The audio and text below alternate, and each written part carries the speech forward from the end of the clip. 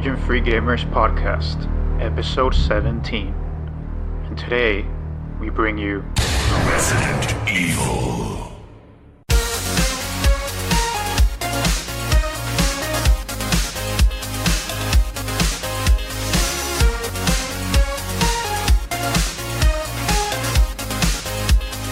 Welcome back, everyone, to the Region Free Gamers Podcast, the podcast that, as we say, is fluent in gaming. My name is Ozzy, and I will be your host for today. And just to get a few things out of the way, if you like what you hear, then please make sure to smash the subscribe button, as the youngsters say. And listen to us on iTunes or any other podcast platform of your choice. Also, one of the things that we always mention is that it would help us immensely if you left us a review. We're always looking for feedback, but in the case of iTunes, it's really a way for other people to discover our podcast. And, you know, there's nothing better than a recommendation from someone that really digs the podcast. So we'd be much obliged if you could do that. We're also on Spotify and YouTube, so definitely feel free to listen to us on those platforms if you don't happen to be part of the Apple empire. But before we dive any further into the episode, I want to introduce the rest of the crew.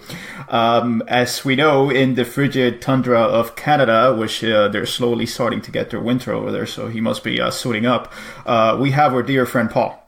Yeah, my name's Paul. I like video games. And down in Virginia, we have our social media master and overlord, Arnie. I'm an Arnie sandwich, I guess. That's nice. We're going to make an Arnie sandwich out of you after this episode's done. And today we also have a special guest. If you happen to listen to those giggles in the background, he not only has a legendary red beard, 2 podcasts, and kick-ass Instagram account, and also a champion for animal rights. But he's also genuinely one of the nicest dudes you could encounter. And joining us all the way from Germany is Dennis Strillinger, or as he goes on Instagram, Strilly Vanilli. What's up, Dennis? Thanks for having me. I'm very glad to be on your show because I like it a lot. And yeah, it's very awesome that you invited me over to speak about a very dear to my heart topic. And yeah, I'm glad. I'm good. How are you guys? We're doing good. You know, just as a bit of background, when we started the podcast, we said, you know, we really want guests, you know, from the Instagram world. And right at the top was Dennis. I'm not kidding you. You could go back to our thread and, you know, I could show you the pictures of that. It was like, we want Dennis on the podcast. Maybe he was our second choice or something. I don't know. We were just enthralled by your beard. And as Dennis mentioned, the reason why he's joining us is because of the topic we will be discussing today. It is the first Region Free Gamers Halloween. So, hey, we made it. We're 9 months in, and we're still here. That's awesome. So this will be our first spooky episode. Well, unless you count Paul's Shakespearean rendition of the Castlevania 3 theme, which has gone down in the Region Free Gamer Hall of Fame.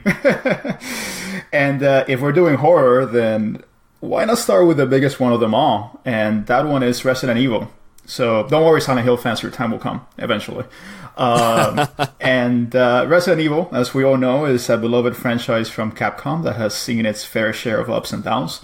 But it's really credited with popularizing the survival horror genre. And through the downs, which Resident Evil 6, it has recently seen a resurgence. So now is as good a time as any to explore it. And just to set the baseline, we will only be talking about the first PS1 trilogy because we think that one was the one that everyone thinks about.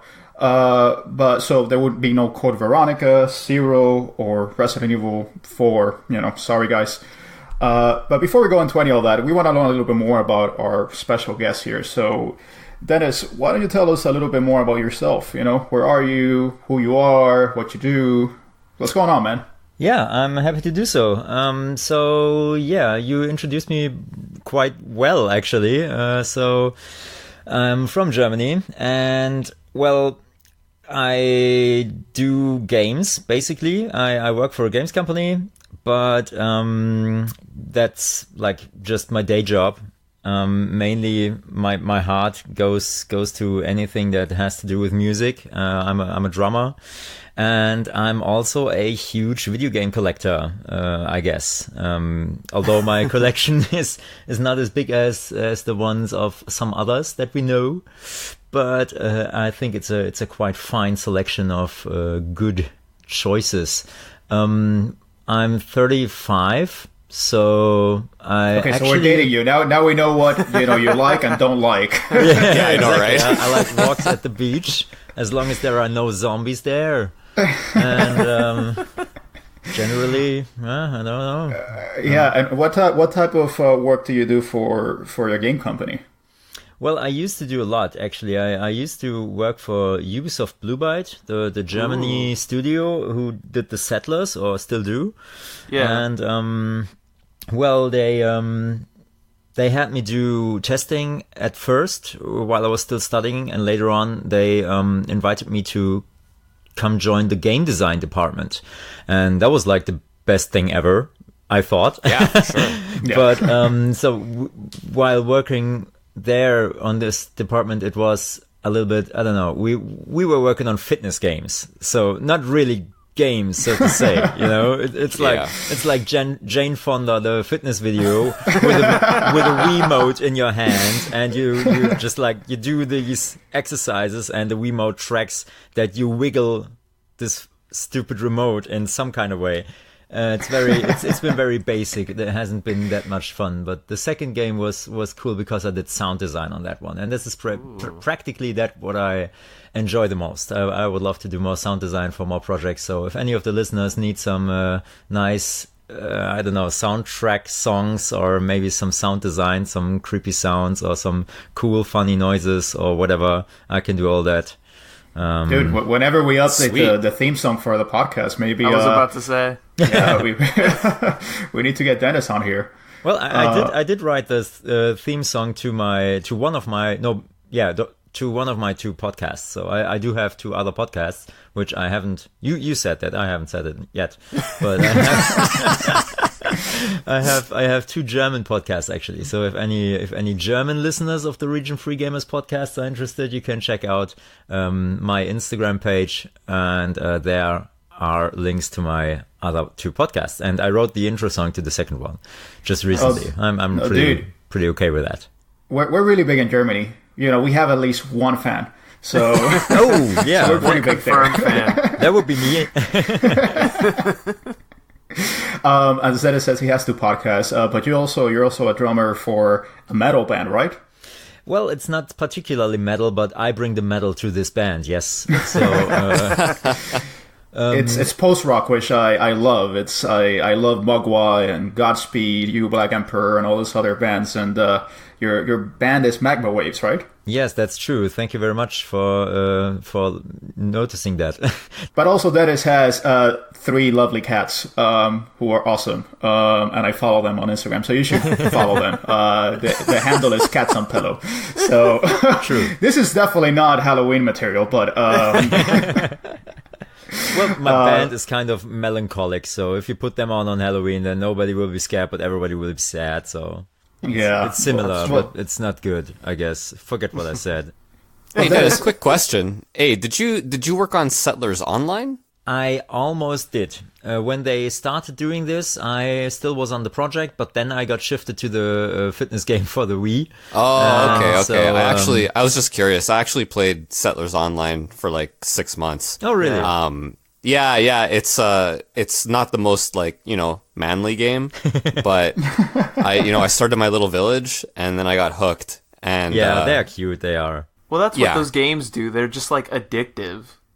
Oh yeah. I mean, if you've played Harvest Moon or Animal Crossing or whatever, those are, or Stardew Valley. I guess I shouldn't be ashamed. So no, you shouldn't at all. like whatever you like. I love Animal Crossing to death. It's amazing. Yeah. I played Wild World on the regular DS for, I don't know, about 600 hours or something. Oh, wow. Wow. Yeah. That's a lot. Yeah. I was just going to say, what's a game where I can find your name in the credits? Because that's something. Even if it's the Jane Fonda game, I will beat that game to just find your name in the credits. Oh, well, let's see. Actually, the ones that are most fun to play, where my name is in the credits, would be, in my opinion, the two, or the Anno game. Anno Create a New World. It's for Wii and for DS. Oh, dude, so good on DS. Yeah. Oh, really? You guys have it on the this? Wii. Yeah. Yeah, check the credits. I'm the lead tester for this one. Oh, I got Holy crap, dude! I played Anno on the DS like to death. Yeah, me too, gonna need to because get that. I was paid to do so. That's incentive right there. No, it's a good Could you imagine game. It's a very good Arnie game. play? Could you imagine like Arnie plays the Jane Fonda game and just can't beat it? Oh my god. I'm just too out of shape. I just can't feel the rhythm. Dennis. Speaking of Animal Crossing, though, Ozzy? Maybe we should get on to the other topic. Yeah. But before we do, though, Dennis, how long have you considered yourself a gamer? Because we know you're 35, but I just want to kind of get a baseline for what your experience as a gamer is. I'm a gamer since I can, like, since my motoric skills. Do you say that? Since I was able to hold the joystick and press a button. I was 5, I guess, and I don't know how, but my mom came along with that Commodore 64, and I played everything that I could get my hands on. And after that, it was Game Boy, Nintendo Entertainment System, and then I was hooked. So basically since 1989 or something, or 1988. Awesome. So you were born with a drumstick in one hand and a control stick on the other. So Very true. Yeah. That's awesome. My dad put me on a drum stool when I was 4, so yeah. Oh wow. That's great. Okay, so I guess now that we have that out of the way, and Dennis has established his credentials in Jane Fonda games, Hello. let's go on to our main topic, and that's Resident Evil. And again, I mean, we love the series. Dennis, actually, when we approached him, he said, it can either be this or Resident Evil. And we said, well, Halloween's coming up, so Resident Evil it is. So, I guess we'll start off with you, Dennis. What is your relationship with Resident Evil? Resident Evil is the first true horror game that I have played. And the first Resident Evil is so very dear to my heart because when I played it, it scared me shitless. But it also fascinated me to no end because I couldn't stop playing it, although I was scared as hell. And this particular moment, this particular evening, actually, I will get back to that later, I guess. That one shaped me very much because it sparked my love and my interest for anything that is horror, splatter and gore and psychological horror and everything that in that kind of ballpark. So that's my relationship with Resident Evil, that it really fueled this interest in my mind and my taste. So and after that, well, any Resident Evil game I got my hands on, or I tried. I did leave out a few because I don't need Gun Survivor or like the Umbrella Chronicles. I did play those at a friend's house, and I decided for myself, no, you don't really need those. You wouldn't play them anyway. But the mainline Resident Evil games, they are very important to me, although there is a certain decline in the series, or let's say diversity in quality. Listen, Yes. Dennis, I will not let you pass without defending Gun Survivor. I may be the world's sole Gun Survivor defender, but damn it, I'm going to defend it. I actually like that game. Really? So, I actually did. That's the first person one. The first one that came out on the PS1. I actually really dug it for whatever reason. I don't know if it's because it felt easier than the other Resident Evil games, but I actually really enjoyed it. So again, the world's sole defender of that game. But hey, Arnie, do you have any? Maybe I should get back to that one. I think you should try it. I mean, the story's inconsequential, but I think you should try it. But Dennis, did you have any other horror experience before this, or was Resident Evil kind of like the inception point of your horror fascination? It was very much so, yeah, because my mom was very careful when it came to like movies or also games, what I consumed in media wise. So Resident Evil at some point somehow was the first thing that really got me like into this thing, and maybe that's why it had such a huge impact on me, and maybe that's why it worked so well on me, and that's why I didn't say, oh my god, this voice acting, or whatever. It's not like the best horror game ever, but for me it was because I hadn't seen any horror movies back then. I was 14 when it came out, and so it was the first time. Arnie, what's your experience? Because you're the youngest one of us all, but I'm sure that you have your experience with Resident Evil. Yeah. So, sorry. My experience with Resident Evil pretty much begins and ends. It was probably, it had to have been either like late 99 or early in the 2000s. I was watching a friend of mine play through the first game, and it scared the shit out of me so much that I never touched it again.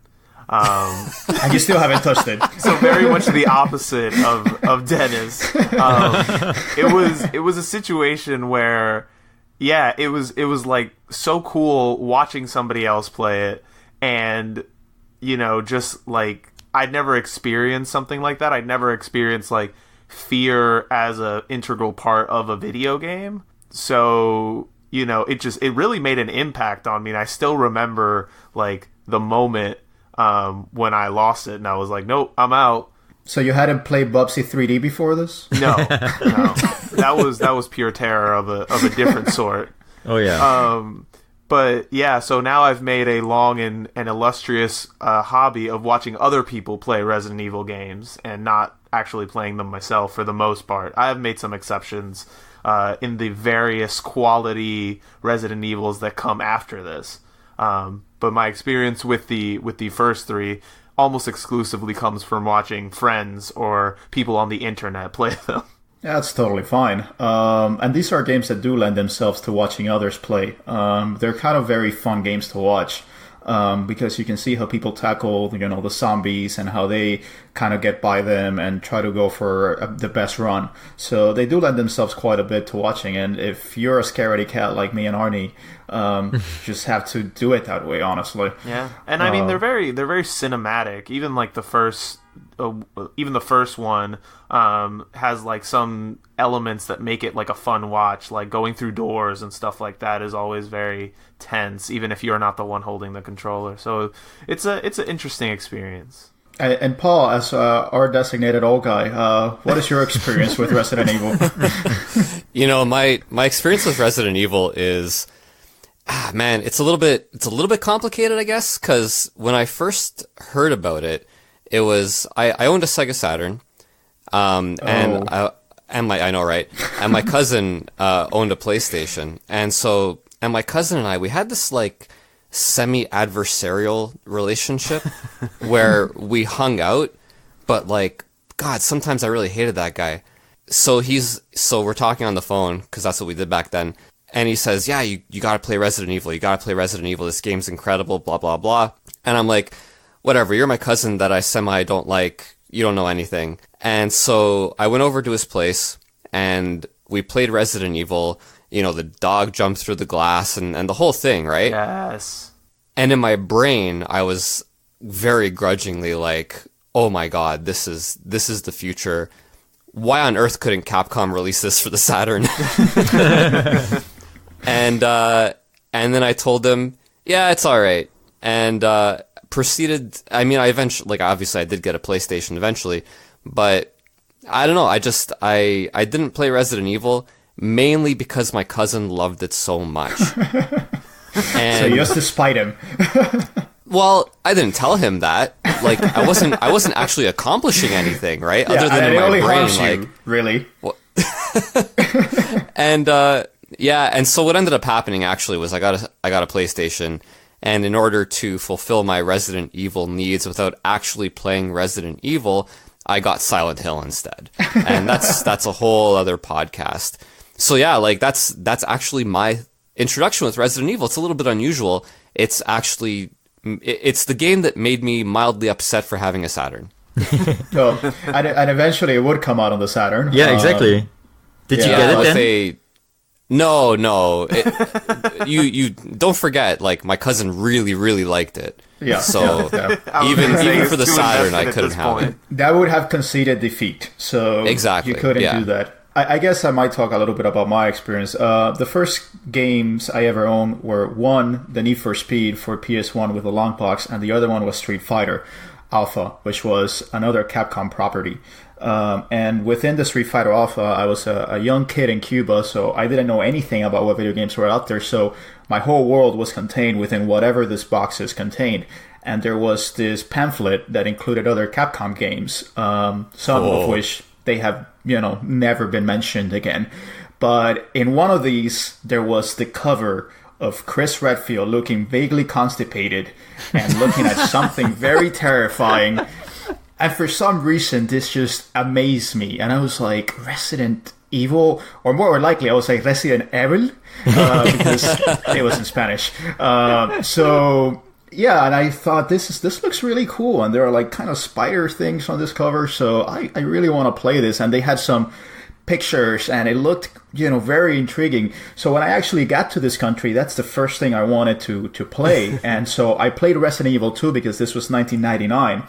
And there was this big marketing campaign for Resident Evil 3 as well. So at that time, my cousins, who I don't have an adversarial relationship with, actually were also arriving to the United States. And we both loved Resident Evil. And so we picked up every single game and we would have sleepovers and try to play through Resident Evil and see who would get scared shitless the most. And then after everything was said and done, we would spend into the wee hours of the morning just talking about what's going to happen when the zombie invasion hits and where we're going to hide. So I have a lot of good memories of playing Resident Evil, and it was like that we beat Resident Evil 2. It literally was a collaborative effort. So my memories of it are tied to playing with my cousins, in slumber nights. And so I have very good memories of it, even though when I think back on it, I was scared shitless. And I just didn't want to say I was because, you're with your cousins. They're going to give you shit to no end if you do. Oh, yeah. So, but it was very fun. And so I have a lot of good memories about the series. So I guess we can talk a little bit about the origins of the franchise. Although the first one was released in 1996, its origins actually date back to 1989 with a Nintendo Entertainment System title. Well, not Nintendo Entertainment System, it was actually just Famicom, released in 1999 called Sweet Home. And this was a tie-in to a Japanese horror movie of the same name. And it was never released in the US. And it actually was kind of the spiritual predecessor to Resident Evil. So I want to ask you guys, have you played Sweet Home? No. No, I'm dying to, though. Like, I only heard about it a few years ago, even. Yeah. And, yeah, exactly. And so, I mean, I know there are translated ROMs out there, and it's pretty easy to get your hands on if you want to. But, I mean, the backlog is, like, gigantic, so I just haven't got around to it yet. But for an NES game, it is very unique.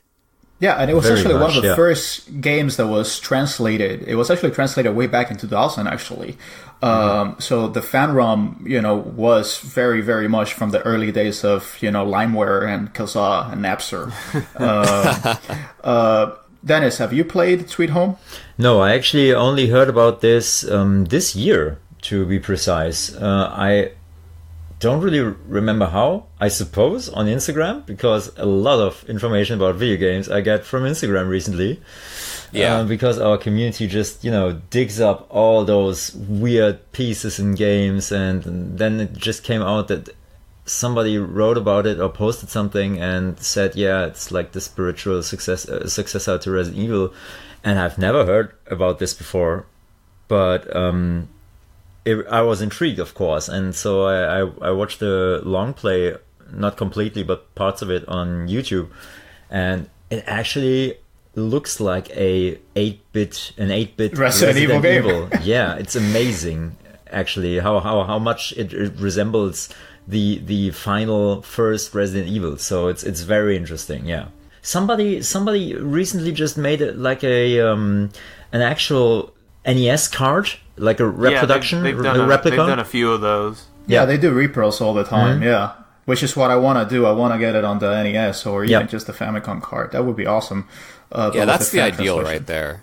Is having a nice little Sweet Home collectible. That'd be really good. And really, I mean, as you said, that it has its DNA. Is found dispersed through the survival horror genre as a whole. So it's amazing that a game from 1989 had a lot of the elements that will later be seen. And it's a very intriguing game because it's a blend of popular Japanese genres at the time. So in a way, if you look at it just from the outside looking in, it looks like a JRPG like Dragon Quest in the battle systems and party management and mechanics.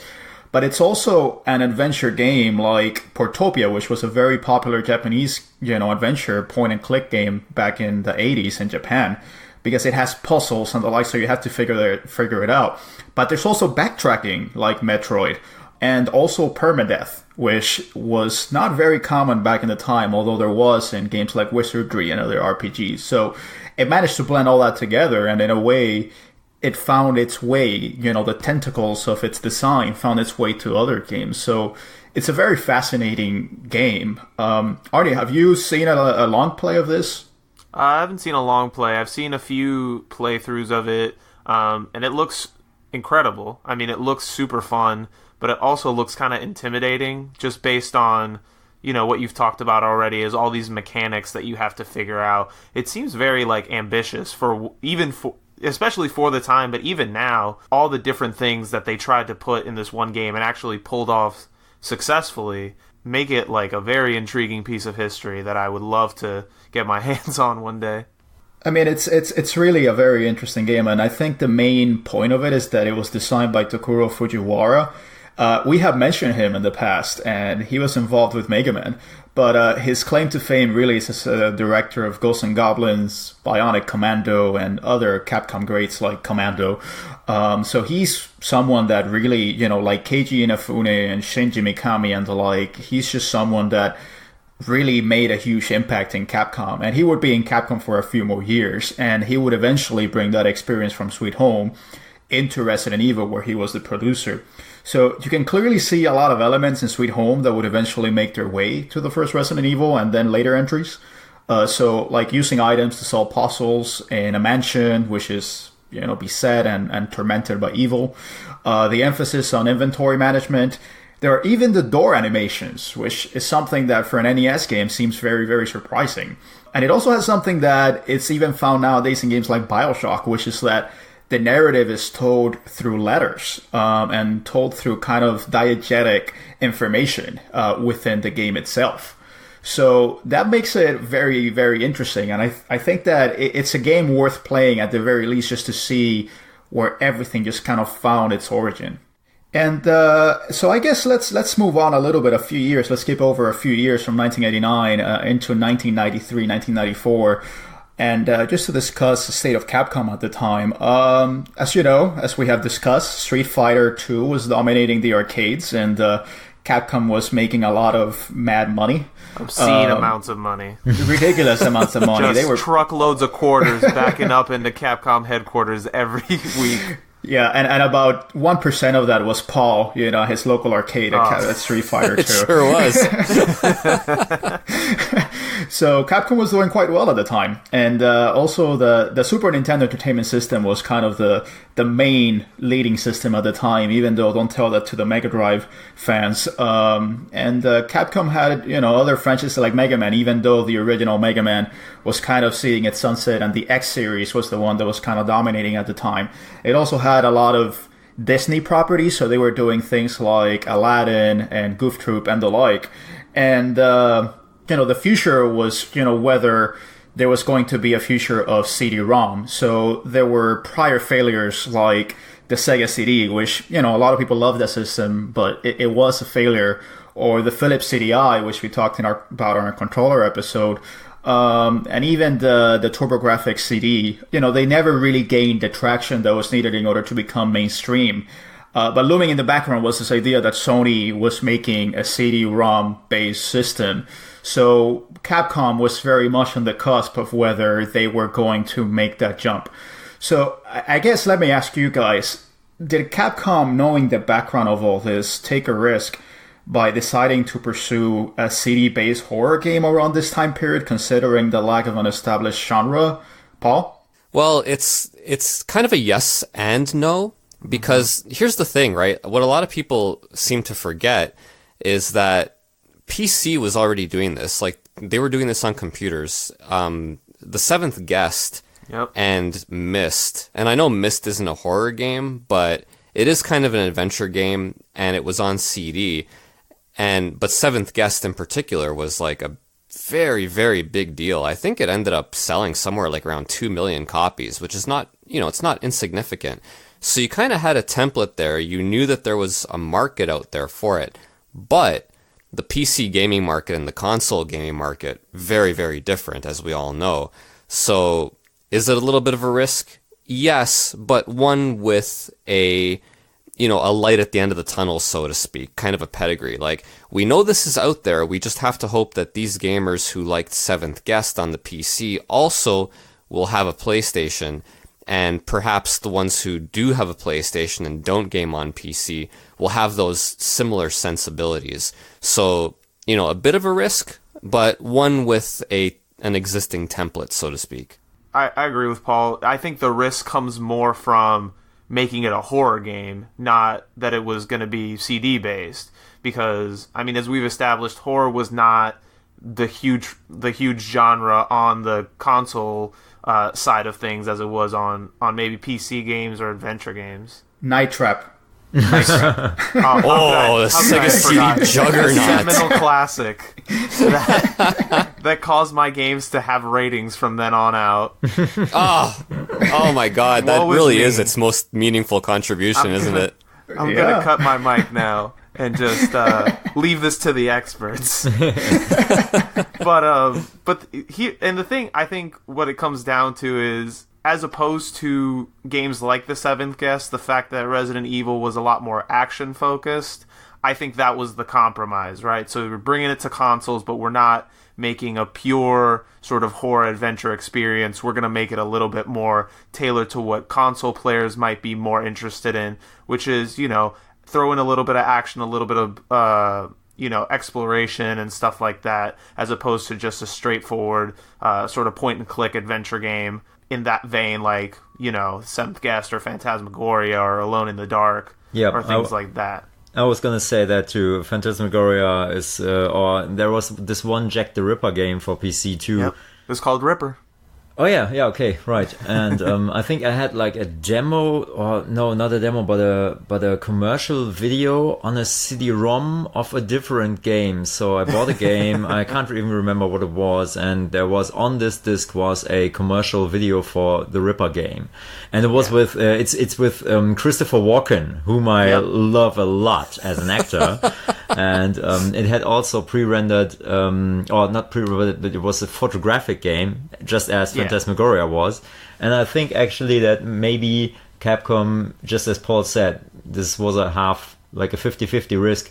They thought, okay, horror games do work, and obviously you need a CD-ROM drive for that. But it was also like a big risk to put this on the PlayStation, because until then, video games on home consoles were not that mature, not that there were gory games like Doom or something, but they were still or Mortal Kombat, but they were rather ridiculous in their sense of realism. And I think Resident Evil at least was an attempt to had a more serious take on that. Exactly. Yeah, and I mean, and you're also like really limiting your market by releasing it, because the little kid market, which is still huge at the time, you're just completely cutting that out with a scalpel. Like, you're taking all the kids from 5 to, let's say, 14, and between 14 and 17, you're clever enough to kind of fool your parents into ignoring the M rating. But, before that, that's a pretty big chunk of your market. You're just saying, nope, we're not going to even bother. Capcom was also banking on the same idea that Sony was banking on, which is that, these kids that grew up with the NES are growing up, and they're going to want something a little bit more serious or a little bit more intense. And I guess in that sense, the gamble paid off, just as it did for Sony. Whereas Nintendo thought, no, we're a toy maker, basically, and we make our games for a wide audience. We're a family company. And I think in that sense, it really marked a diversion, because after this, I think it was with Resident Evil that we really started seeing a popularization of M-rated games. So, I mean, it's at least the first games I recall that were M-rated that were quite popular. Yeah. Yeah, absolutely. Yeah. So I guess it's a good time as any, now that we're going to jump into the first Resident Evil, to take a quick break. So we'll be back shortly, so just sit tight, sip some coffee, and we'll be talking about the first Resident Evil.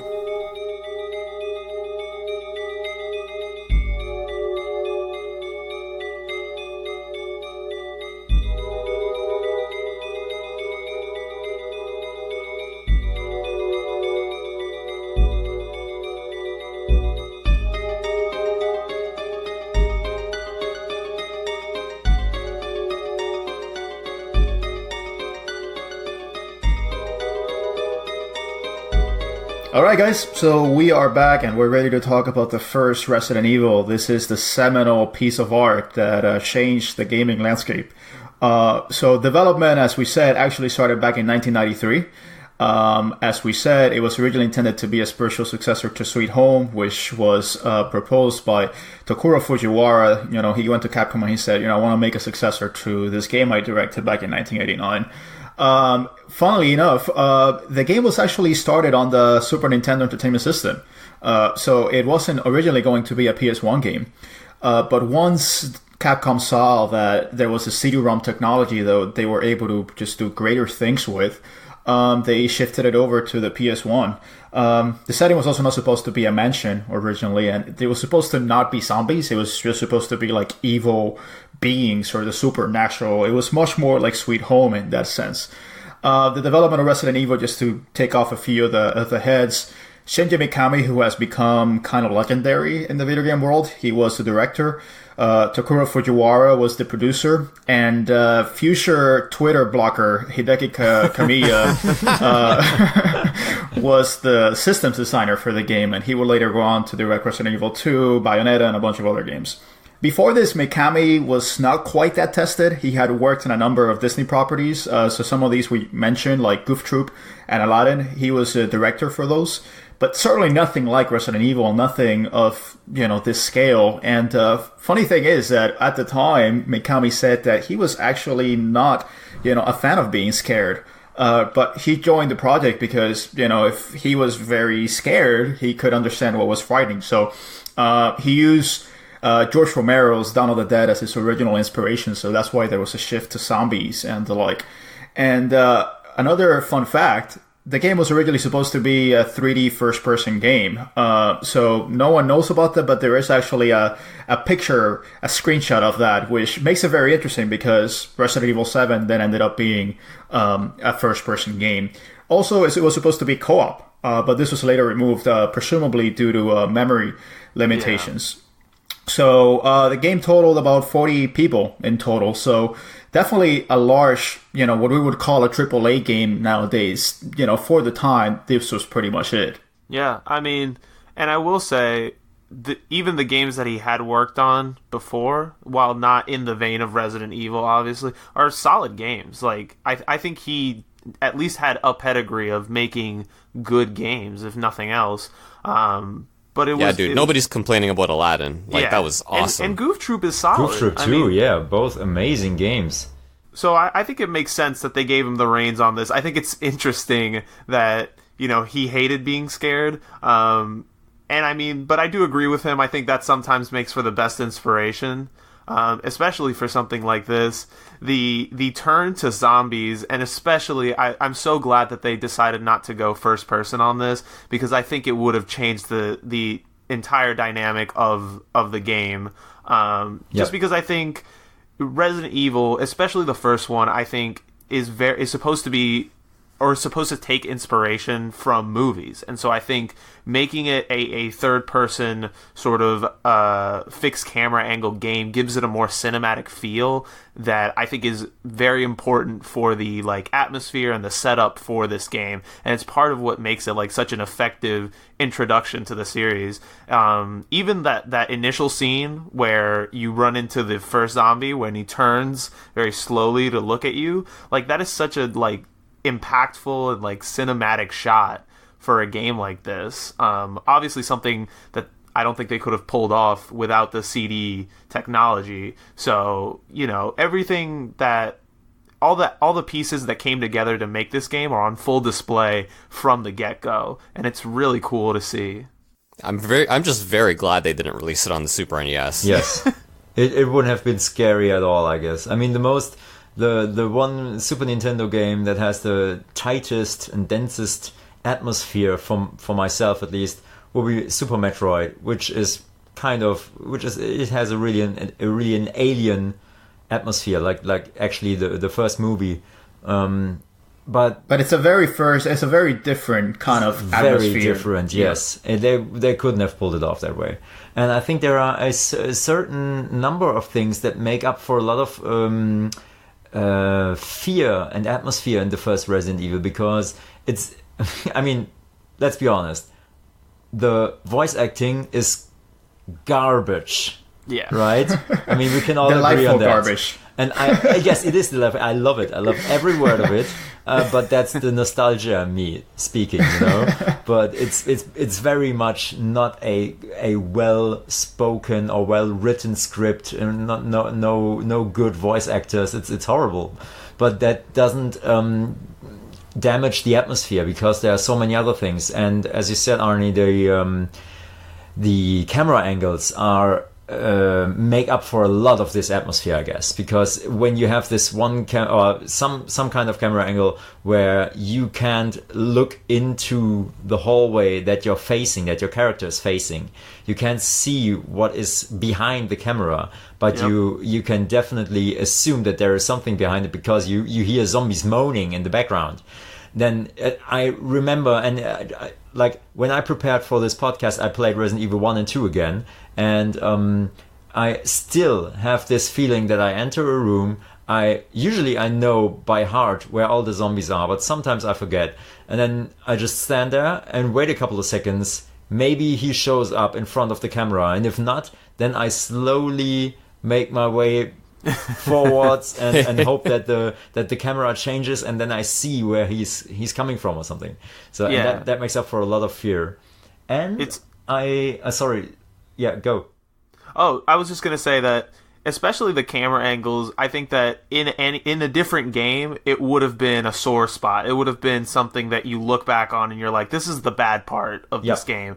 But for a game like Resident Evil, it's kind of the thing that makes it so intense and frightening, because you can't control 100% where you're looking, and so zombies can come out unexpectedly from corners, and sometimes you can't see them coming off screen and stuff like that, and that's sort of the thing that keeps you on edge the entire time. Absolutely. And if they had incorporated a free camera system, I mean, they couldn't have, because they didn't have the DualShock controller yet out when the first Resident Evil came out, but like, I don't know, they could have done it with R2 or L2, that you could move the camera as in, for example, Nightmare Creatures, so to say. But then there would absolutely be issues with the camera, that you play the game, you want to move the camera, and it doesn't move the way that you want it to. And then you feel, oh my god, this is frustrating. Why can't I see where I want to see? Or the camera moves behind the building and there's clipping issues. And all those things, they don't happen. And they break the immersion a lot if you have these clipping issues, stupid camera wiggling up and down, forwards, I don't know where. you know what I'm talking about. Especially in those in the days of the PlayStation 1 era, where a 3D camera came up as a new thing, but it was like very much work in progress, not perfected yet. But the fixed camera angles, absolutely genius. Also, the graphics really improved because of the pre-rendered backgrounds. But I think that's also very important as well. Dennis, I mean, knowing that you're a musician, sound design, I think, was one of the most important parts of this game. And I think it's one of the first games that really emphasized sound design so much, because of the camera angles, you could not see the zombies, but as you said, you could hear them moan. So a lot of the times, the only way for you to know whether there were enemies was to listen to the sound. And the game does a very good job of playing tricks with that, because sometimes there's a sound and it's not really anything, but it just kind of, fakes you out. Totally, because like sometimes you remember maybe in the first Resident Evil, when you get to this one room with all those pictures of a boy or a newborn child and an old man, and there are several paintings actually, and then you have to press buttons below those paintings in the right order from the birth until death, and only then the panel opens up where you can get some kind of metal that you have to put inside a wall, and then a door opens, and that's a different topic. Maybe we should discuss this later on in this podcast, the riddles and puzzles. Ridiculous. Absolutely.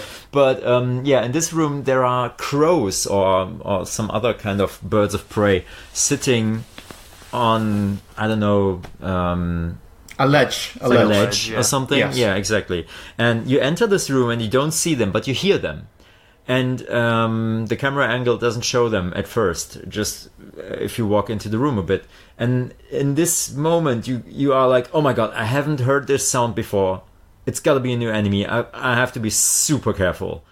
And that happens with everything that you hear in the game. Every time you enter a room and you hear something, then you believe, oh my god, this might be a new enemy. I'm fucked. You're right. The sound design is amazing in this game with many different things. I mean, some things are like regular stock sounds or something, like the walking sounds or something like that. But there are many things that they have put a lot of detail into, like, for example, the footsteps, because every surface that you walk on has a different footstep sound. Absolutely. Like carpet is more soft and bumpy, and the first hallway, or the main hall, the entry hall of the mansion.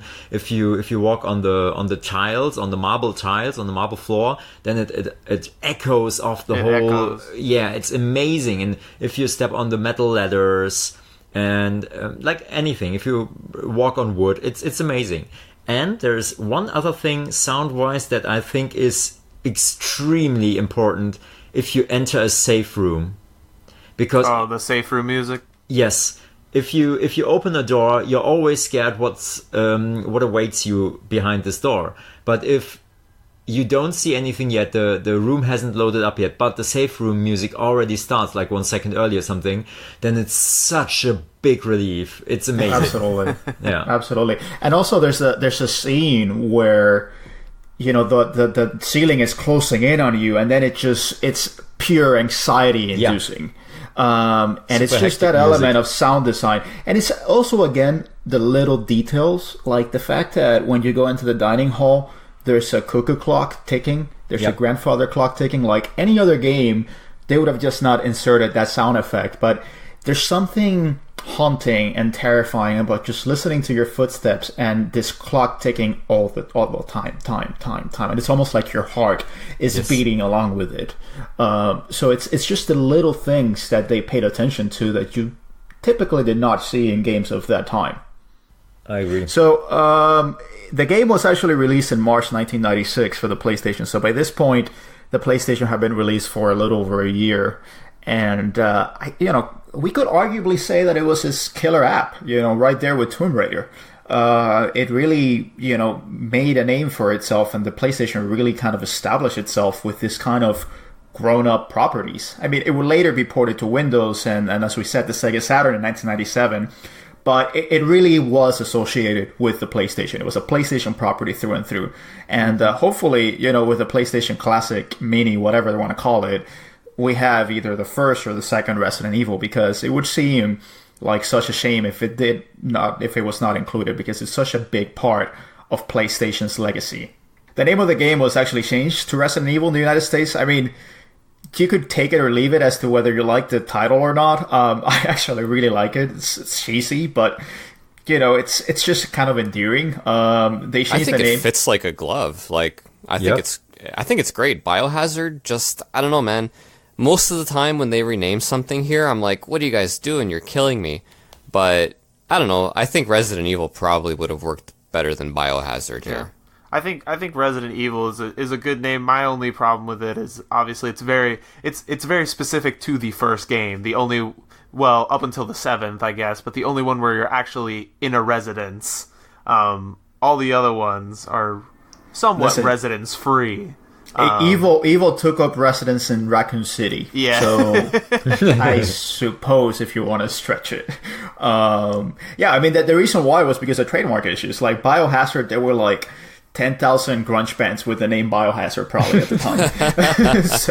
so they wouldn't have been able to license that over here. And Capcom of America actually took a poll from its employees as to which name they liked, and they actually chose Resident Evil, even though the head of Capcom thought it was really cheesy, but he was like, well, the people voted, so that's what we're going to go with. So it's kind of now Resident Evil, even more than Biohazard, is kind of the title that's associated with the property, really. Yeah. Just because it's so, as Paul said, individual. Biohazard could be any number of things. True. But Resident Evil is just that. There's no other property that will be called such a thing. So it's really interesting. But it was released to a lot of great reviews and awards. So the game was very critically acclaimed. One thing to note upon the release was that the game was actually made harder in the US, which is a very typical thing because of the rental market. So the game that you're playing, I don't know if it's for you, Dennis, because I don't know if they did the same thing in PAL territories, but at least in the US, the game was much harder over here. I actually don't know if they changed anything in the PAL release, apart from the intro cutscene, which was black and white instead of colored in the Japanese original. Interesting. Yeah. Did you see that, the intro video in the original?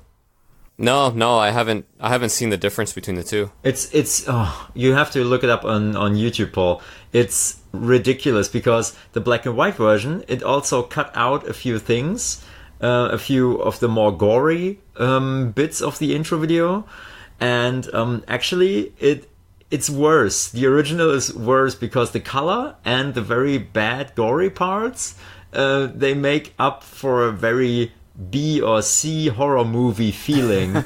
And as they cut it out, it's creepy as hell. It's very well composed, as an intro video. But well, that's just my opinion. But yeah, they did that. But I do think they did that in the American version too, or in the all these other regions. But I don't know about the difficulty.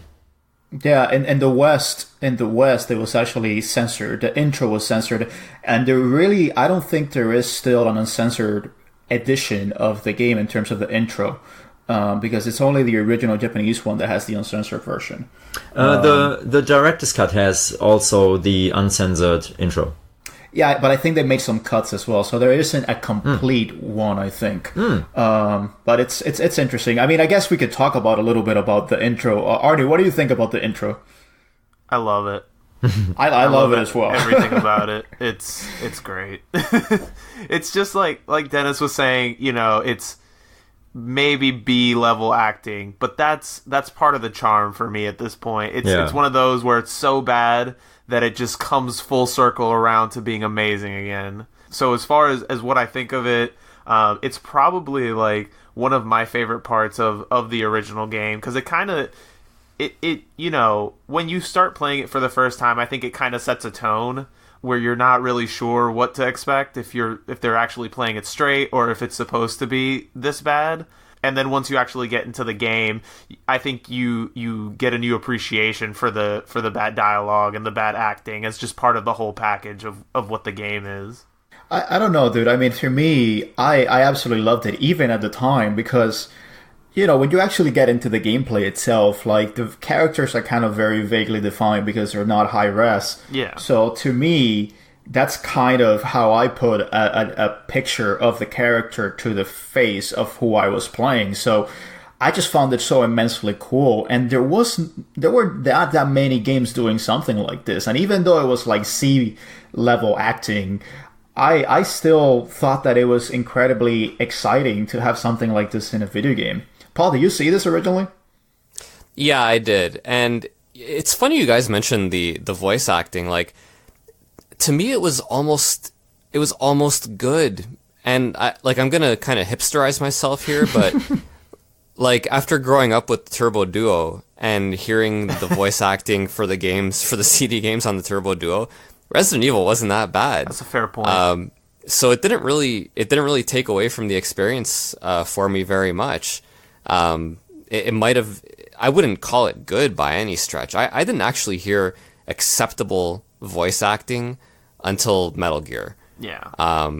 But up to then, the vast majority of games had really shitty voice acting. Yeah. And so all my comments are made through the lens of like a jaded 20-something-year-old. I'm sure, 8 to 10-year-old me probably thought it was the most terrifying thing he'd ever seen at that point. Yep. Oh, yeah. Absolutely. But, I mean, in the end, You really have to put it into its corresponding time frame, you know, because as it came out, just as you said, Paul, there was not much else on the market. All those other PlayStation games that had a little bit of voice acting or something, it wasn't that important. But in this game, voice acting was a big deal because it was so story driven.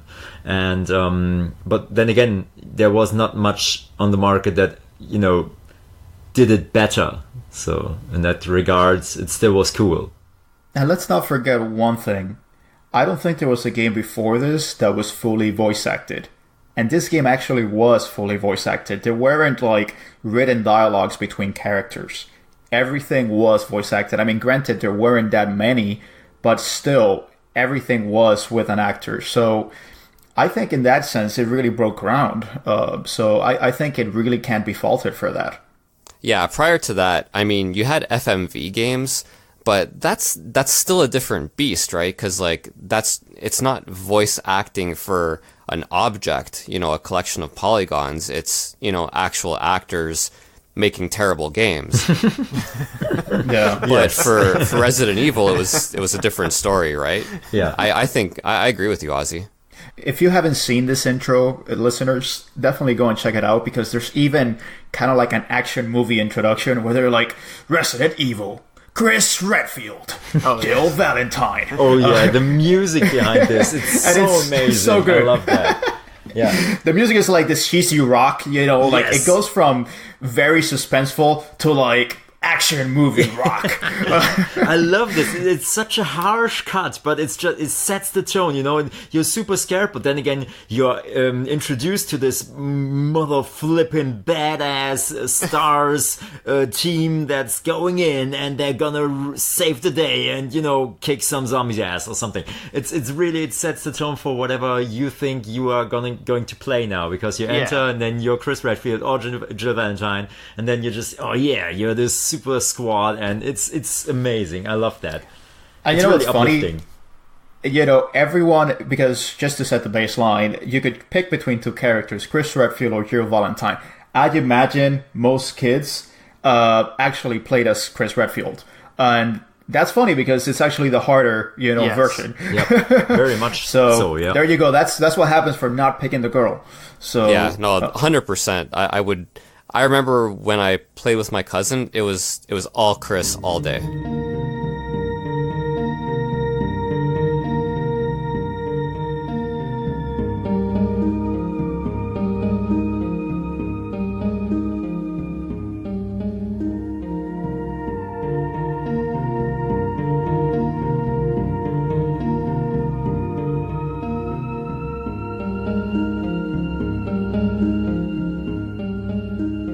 I mean, and so let me ask you, Dennis, when did you first recall Resident Evil? Like, what was your first impression? Did you ever see it, like, in the previews or the like?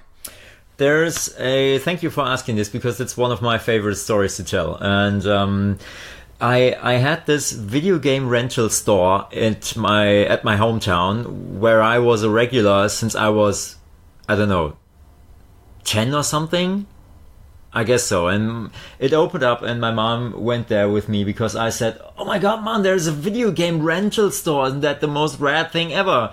And she said, yeah, okay, let's check it out. And we went there at the opening, and I got my rental card, like permitted by my mom, and then I could rent Nintendo and Super Nintendo games. And later on, as I was a regular there, this guy, actually the owner was called Dennis too, it was too funny. And so he asked me if I had heard of Resident Evil, and I was like, no, what's that? And he said, yeah, it's like Tomb Raider, but with zombies and more blood and you know, creepy. You're like, sign me up. Yeah, exactly. And I was like, oh my god, really? But I didn't have a PlayStation back then, so I just wasn't very much interested in the system because I was a huge Nintendo fanboy when I was little. So I didn't buy a PlayStation, but shortly, not too long after it was released, like maybe 2 years after release or something, a buddy of mine from school, he actually came to my door, rang the doorbell and said, Dennis, you want to buy my PlayStation? I'm selling. And it's got Resident Evil, it's got Final Fantasy 7, and like a couple of like burned copies, and it's got the chip in it and everything. Oh yeah. And I said, I don't know, I didn't plan on buying anything like that right now, but what do you want? And he said like $200. And I said, okay, give me a second. Mom, you got $200? And she said, for what? Yeah, and I said, Arne is selling his PlayStation. And she said, yeah, well, whatever, here you go. And this was like a super weird moment, because I was never, it was like a trick question or a fun question. I was never expecting her to say yes, but then I owned a PlayStation, and of course I owned Resident Evil. And to get to the end of the story, which is my first initial contact of Resident Evil, my mom went out with a friend that night or the next night or something, and I was 14, and she was like, yeah, I'm gonna be back by 10 or half past 10 or something. I was like, okay, I'm gonna play video games. Nice. Had my shutters closed, I put the lights off, and I played Resident Evil. And that was like the scariest shit I've ever endured up to that point in my life. But I couldn't stop playing. So, and then after I actually could put down the controller and stop myself from going on, I was like, oh my god, yeah, okay, you gotta go to the bathroom right now, like brush your teeth and go to bed. And the whole apartment was empty because my mom was gone, and I was super scared. And I went to bed and I couldn't sleep. And when she came home, I was like, where have you been? It was like half an hour later, and usually I didn't care at all, but I was like, where have you been? You said you're back by 10. And so that's my first encounter with Resident Evil. It scared me. It scared me so much. It frightened me to the core, but I loved it a lot. And as I said, since then I was a fan. So did you have to cover, your game playing from your mother because she didn't like the violence or the like? Usually, no, I didn't like play it in secret when she wasn't looking or something. When there were games that I wanted to check out that I wasn't allowed to own, and she knows that these days, I just went over to a friend's house who had the game. It's whatever every gamer did in their lives, I guess. But with Resident Evil, it was different. At that point in time, she already knew that I could divide the gaming world and the real world, so I could see that violence is not an answer and everything in the game is not real. So it was okay. With Resident Evil, it was okay. And I was a very chatty child, as I'm still a very chatty adult. And we talked about these things, and at some point just said, oh, Mom, please let me play those video games. I think one of the most heated discussions we had was about GoldenEye on Nintendo 64. And at that point, I kind of convinced her that I was old enough to play those games. And from that point on, it was okay. Yes. Oh my goodness, it's so funny that the conversation starts with GoldenEye when there was so much worse out there. Yeah, totally, I know. Arnie, I mean, have you played through Resident Evil now that, with hindsight? No, but my first experience was essentially, I would say similar to Dennis's in that, I went over to a friend's house. I used to live in this apartment building, so it was just like, I went like 2 doors down or something, and he had just gotten Resident Evil, and so we turned all the lights off. It was probably like, 8 or 9 at that point. At night, and so we closed everything and like turned the lights down and started playing, and then the goddamn dog jumps out of the window, and I was like, I'm out. I got up, I left. I was like, fuck this is the worst. Did you let out a scream, Arnie? Because it wasn't like it was smooth sailing up to that point either. I was just like, I'm holding it together now, like this is fine, don't worry about it. And then the dog jumps out the window, and I was like, peace. Like this is not for me anymore. How old did you say you were again? Oh, I must have been. Let's see, if I'm remembering this correctly, because this is years after Resident Evil had come out. So it must be like 2000, 2001. So I must have been like 9. Oh boy, that's way too early. Holy shit, man! I was scared of fucking everything at 9. Like, you could have handed me cotton candy, and I would have been like, oh god. I was like, hell nah. This was not the best introduction to the series for me. Well, Paul, we know your experience with Resident Evil. I take it that to this day you're still holding a grudge, right? Well, I mean, no, not a grudge per se. Like, here's the thing, right? I like Resident Evil. I like what it's done for video games. I like the legends that it's created. You know what I mean? But as a game, I have not played it since that first day with my cousin. I intend to, but I mean, like, holy shit, man, I intend to play everything, right? So whether I'll ever actually get around to it or not is up in the air. But primarily what I remember about it was making me really irritated that I had a Sega Saturn. It was like the first game that really I was like, like, why did I buy this other thing? Well, let me ask you this. Let me ask you this then. I mean, were you aware of the magazine publications and the like on what they were talking about with respect to Resident Evil? Yeah, acutely aware for sure. And what do you think of that at the time? You know, was it just like in the mouths of everyone in the magazine? Oh yeah, dude, it was the darling, like the darling of the industry, because like the magazines are not written and published by children, right? And so these are adults getting a really, a very strong taste of an adult game on a console that previously just didn't really have these kind of games. So they were all over it, and they loved it. And every article I read made me angrier and angrier. So I guess, one of the things that I notice about Resident Evil is that it still holds up to this day. I happen to think so. I mean, even though you have the tank controls, which tank controls are where you move 360 and you have to direct where you're going to go to walk forward, the fact that it moves quite quickly, it's quite snappy. So it doesn't feel like it's a burden like it is in Tomb Raider, for example. But also the fact that the environments are pre-rendered, it's a very big reason why a lot of these games hold up, because you go back to a lot of these PS1 games and you have that kind of wavy texture quality. That doesn't happen with Resident Evil because everything is fixed and you have the fixed camera angle. So I do think that if you go back to these games, you can still very much enjoy them. These are not games that you had to add an asterisk at the end, except for maybe the voiceovers, which you have to just put yourself back into it and just kind of submerge yourself in the cheesiness of it. And also the fact that it all takes place in this very self-contained environment and it all makes sense in a way. It's in a mansion, and this mansion has all the secrets and the like. So it's I don't know. I find it to be a game that holds up to this very day. But let me ask you, Dennis, what is the most memorable moment for you? I know that Arnie mentioned the dog jumping through the window, but what do you think when you think back on Resident Evil? What do you think is the most memorable moment? The first zombie that you encounter.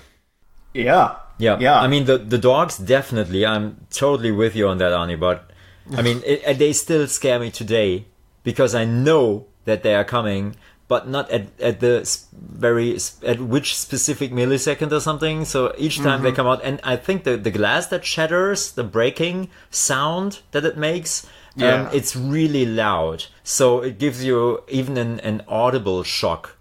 It's amazing. The scene is great, but the first zombie that you encounter, he doesn't even look like the zombies that you could know from older movies, like from the Dawn of the Dead series, or the Off the Dead series from Romero or something else.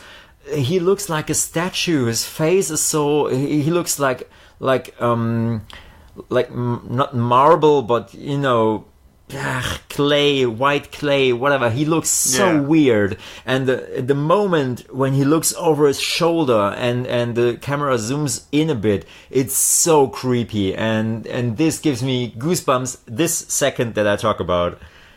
It's great. And it's become iconic. Yes.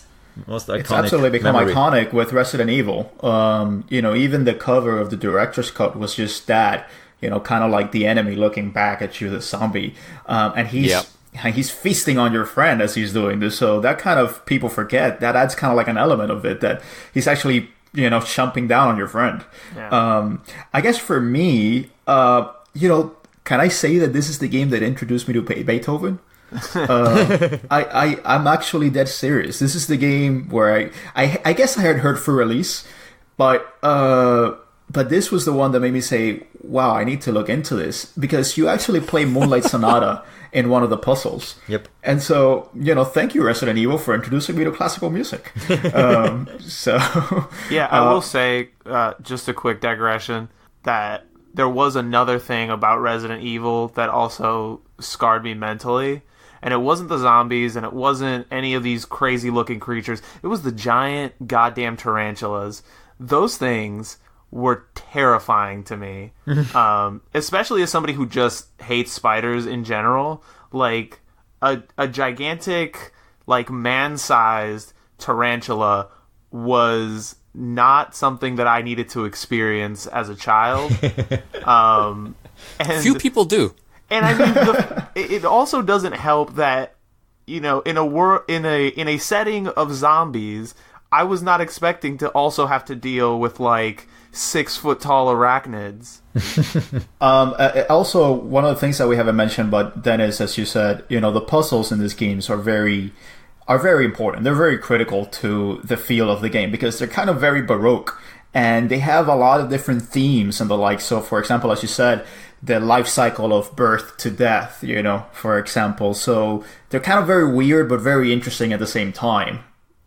Yes, they are. And they are classical find key to open door puzzles in a way. But it's not always a key. Sometimes it's medals, it's like jewels that you put into a statue or something like that.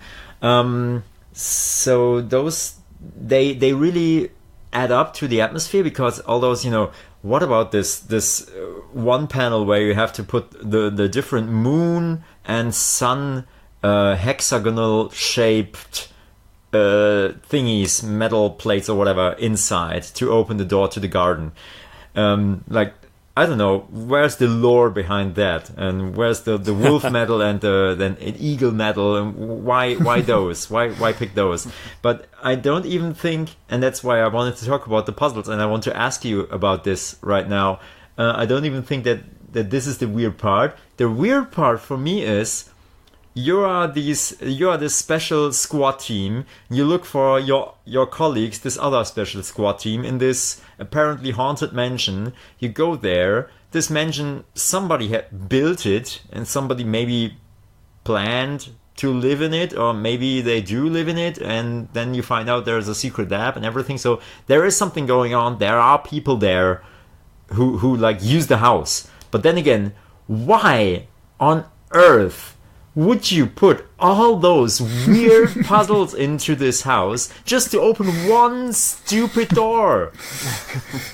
Hey guys, you're never too safe. Exactly. Who has the red diamond? Did you put it back into the tiger statue? Oh no, man, no! I put it back into this, into this one statue. Damn it! I left the blue diamond at home. Yeah. Can you lend me yours? Can you please get it? I need to go to the toilet. So,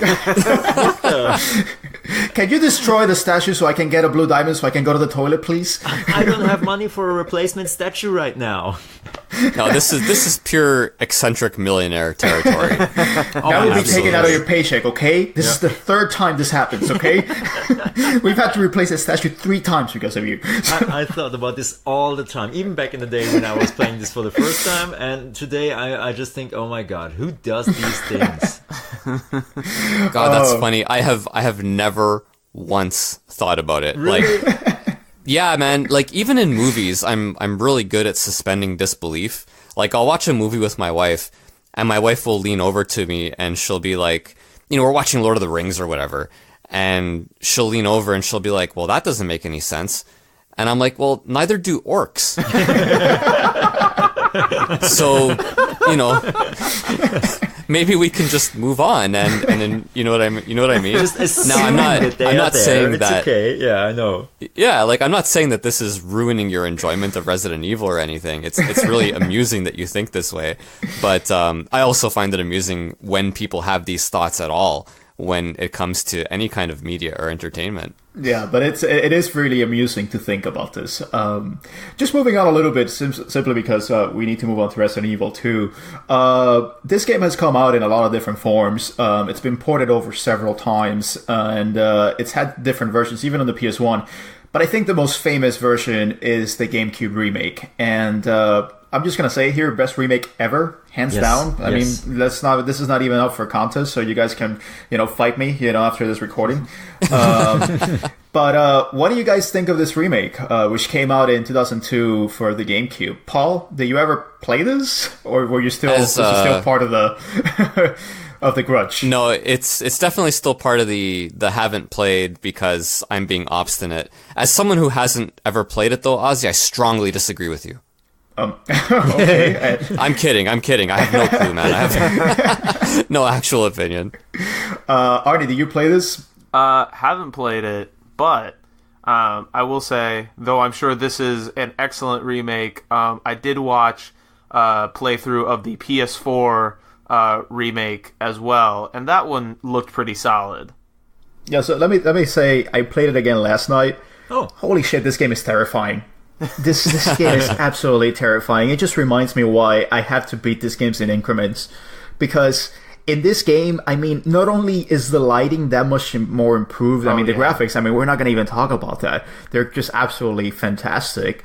But the camera angles are just so much more better. I mean, they're even more twisted now, so they make you feel really uneasy. And the design of the game is just that much more terrifying. That it's just like, it's very dark. It's a very, very dark game where, I came out and there's a moment, there's a room, like when you go up the stairs, the main stairs, if you go like halfway up the stairs, there's a room to go out the back, and you go out the back and it's just the outside. And I'm like, nope, and I just went back in. It was literally like that. I was like, I'm not doing this shit.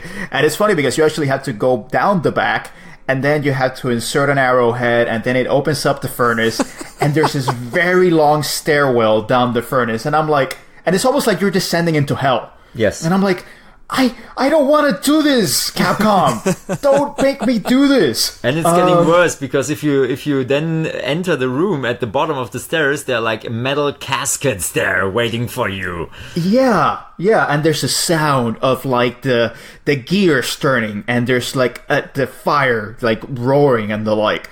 It's absolutely amazing. So it's terrifying. Dennis, did you play this originally when it came out on the GameCube? Not originally when it came out, but like 2 or 3 years ago, I played it with a buddy, and that was the first time I completed this remake. I think when it came out, I played like an hour or something with another friend, but I didn't complete it. But yeah, two years ago, we went through the whole thing as Chris, I guess, because he said, yeah, come on, let's play Resident Evil. I haven't finished the Chris story in the remake yet. And he's a trophy hunter, so he had to do it anyways. So we did it together. And it was amazing. As you said, it's first of all, it's an incredible remake of the original, because it had everything the original had, but made it 10 times more terrifying. Graphic-wise, sound-wise, lighting, camera, action, bam. And also it added a lot to the game. There were more rooms, more puzzles. It has way more playtime. This remake is how it should be a blueprint of how you make a remake of a good game. Yeah, which I think that's what they did with Shadow of the Colossus, where it was, they just rebuilt everything from the ground up. Mm-hmm. But I think this one was even better because they added so much. Yes, exactly. And it actually worked. Because sometimes when they add things, they just don't feel like they're in the tone of the original game. But that didn't happen with this. And I think in large part, it helped that Shinji Mikami was also directing. Because, Mikami had a lot of ideas for the original one. And it's just like this game almost was the perfect platform for Mikami to put all those ideas that he couldn't use back in the day. So, going back to it, I mean, one of the things that I think that the part that shocked me the most, guys, was that Jill had jiggly boob physics. I seriously wasn't expecting that. Super appropriate. Very, very of the time, Dead or Alive and the like, were doing great things with boob physics. Great strides were made. Yeah, it's. I don't know. I'm no expert, but I don't think that's how boobs are supposed to react. But but they do in the Resident Evil remake. But yeah, I mean, it's a game that was fantastic. It really showed off the power of the GameCube. And holy shit, guys, I mean, do you remember a time when Nintendo was a graphical powerhouse? I mean, this really probably was the last time. Yeah. Oh, it absolutely was. Yeah. Hey, Ozzy, here's a question. So, like, if you're one of the 12 people like me who hasn't played Resident Evil, which one do you play? Do you play the PS1 original or I play the remake? Play the remake. Really? Eh? Yeah, play the remake. I mean, the original is great, but it's great to go back to it after you have played the remake, and you will enjoy the hell out of it. But God, the remake is so good. I mean, it's a game that I would say even on the PS4 holds up in terms of graphics. Yes, it does. And that's because of the pre-rendered cutscenes and the brilliance of the lighting. It very much holds up. So I think pre-rendered graphics should make a comeback because it's kind of like a time seal. It makes it completely time-proof in a way. But yeah, I definitely think the remake. Dennis, what do you think? I'm very biased because I'm a very, very nostalgic man. I'm driven by nostalgia, so I would say play the original first. But then again, when I do this, when I pick up a game that's 20 years old or 25 years or whatever, I always put it into the time context, into the point in time when it was released originally, and then I can enjoy it the way, or at least I can try to enjoy it the way that I would have enjoyed it when it came out, if I had played it when it came out. So, in my opinion, because as the first Resident Evil is such a landmark when it comes to setting standards for the horror genre, I would say try the first one. It's also short. It's just 7 hours. The remake is like 20 or like 12, 15 hours. Is it? Isn't it? Yeah, I think around that time. It should be around that. Yeah. And, all right, well, I'm glad I asked. This was very unhelpful, now that you both have disagreeing opinions. No, look, I mean... I think I'm with Dennis, though. I'd probably, like, for my own self, I was always kind of leaning towards the original, just because of what you said there, Dennis, like, a landmark for the time, and I'm, as a general rule, I'm able to kind of experience these games in the time that they were made without getting too grossed out by the graphics, even though...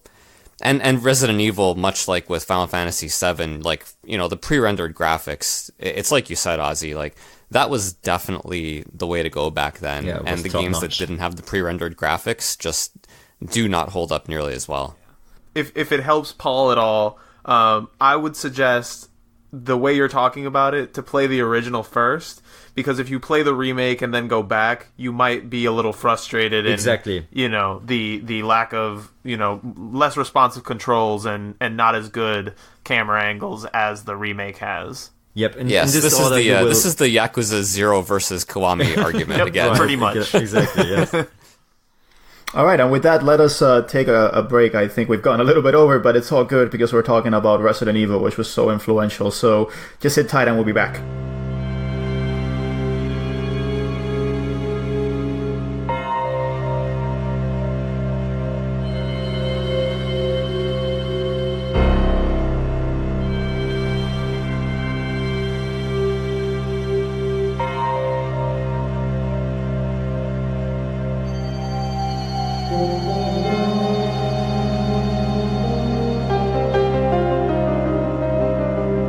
Alright guys, so we're back and we are going to be talking about what to everyone, to many people, is the most beloved entry in the franchise, and that's Resident Evil 2. And it's the one that introduces to Leon Kennedy and Claire Redfield, who is Chris Redfield's sister, who was originally in the first one. And some of the most beloved characters, arguably the most beloved characters in the franchise. So there's a huge element of nostalgia in this game. So... funnily enough, the development of it started very shortly after Resident Evil 1, actually just 1 month after. Except the difference was that Hideki Kamiya, renowned Twitter blocker, actually led the direction of Resident Evil 2. And Shinji Mikami actually went over to a producer role. Mikami, if you have followed him on Twitter, he's a very stubborn and abrasive personality. So apparently he clashed a lot with Mikami. Kamiya. Kamiya is a very abrasive personality, and he actually clashed a lot with Mikami, up to the point where Mikami just put his hands up and said, "Look, you just do whatever you want, and just show me a build every once a month." So he got his way. But actually, funnily enough, there was a botched attempt at Resident Evil 2, and it's what we now call Resident Evil 1.5. It was a different version, and it was unveiled at the Tokyo PlayStation Expo in September 1996. And it was actually cancelled about 70% of the way after being completed. Apparently, it was deemed too dull and boring, and that it was too realistic and sterile. And Leon Kennedy in this version was still present, but there was another character called Elsa Walker that didn't end up making the cut. And I do remember this version originally, but did you guys actually see this version in magazines? No, never. I didn't know this existed until researching this episode. I had no idea. Well, it's funny because, again, as I said, I was in Cuba at the time, and for whatever reason, I happened to come across this Brazilian game magazine. And I didn't even read Portuguese, but I was just sifting through this magazine, and, Portuguese and Spanish are pretty similar, so I was able to get a lot. And actually, it was this Resident Evil that they showed off, not Resident Evil 2. And it feels very different, like the tone, like the hue, actually, the color, it's a lot bluer, and it's more realistic and the like, but I've never played through it. There's actually like a prototype out there, but it's very different. I don't know what it would have been, but I think that if they decided to go at it again and scrap 70% of the way, I think it was probably for the better. According to Camilla, like everyone was relieved, and they were like, "Okay, we're gonna get it right this time." So eventually, the Resident Evil 2 team eventually ended up being about 40 to 50 people, and they subbed out Elsa Walker. They put in Claire Redfield, who now is a fan favorite. And and now we have the Resident Evil 2 that we have come to know and love. And it was actually released in January 1998, so it was part of that terrific 1998 class that included Metal Gear Solid, Ocarina of Time, Soul Reaver, just a bunch of great games that came out around that time. So Paul, I guess let me ask you, what do you think of Resident Evil 2 at the time of release and now? I was just amazed by, at that time, in the fall and winter of 98, I started working at EB Games. So for games of that time, I often tend to view them through the lens of, how popular they were in the store and what we were talking about at the time, even if I hadn't yet played Resident Evil 2. And Resident Evil 2 was like, I would say top 3 popularity. Oh yeah, well, forget it. I forgot about Pokemon, but we don't have to talk about Pokemon. But I mean, as far as like the home consoles, Resident Evil was right up there, and I was actually a little bit surprised by how popular it was. You had Ocarina of Time, you had Metal Gear Solid. Those were like the 2 big ones. But man, Resident Evil just consistently flew off the shelf, and people loved it. Yeah, I mean, I do recall when I got here, it was only a year after Resident Evil 2 had released, and it was still very, very popular. So it was a game that sold very well. It eventually became a greatest hits and the like. Dennis, what do you think about it at the time? I mean, coming as someone that loved the first one, what do you think about Resident Evil 2? It was flippin' amazing. I mean, it did everything right in regards of pushing the game or the franchise to the next level, and it wasn't just a ripoff or just an extension or an add-on. It didn't feel like that. It felt, and maybe that's actually the reason why they did make a redo after the first 70% of the 1.5 version, and they nailed it. There is so much more progression in this game. There is so much everything. They just improved everything. Like, for example, the main characters, Leon and Claire, they would limp if they were badly injured, and you were doomed if you were seriously badly injured and you didn't have a green herb or a first aid spray or something, because you were so slow. You were almost slower than the zombies. So that made up for a lot more of the fear, I think. And correct me if I'm wrong, but I don't think the first one had this majorly limping animation thing. You were just no. So, it just said that you were in danger if you looked at the menu screen, but there wasn't limping. Yes, which was one of the things that when I went back to it, having played Resident Evil 2 first, I was just like, oh, I didn't know I was gonna die. Yeah. Because I wasn't limping. Yeah. So yeah, it's a lot of attention to detail. Yes, exactly. Also, there are way more zombies. They are harder to kill. They just take they gobble up way more bullets, and the backgrounds, the pre-rendered backgrounds, are way more detailed. They are immensely improved upon the first one. The first one was really like the ones that were talking about the earlier games, the earlier pre-rendered background games.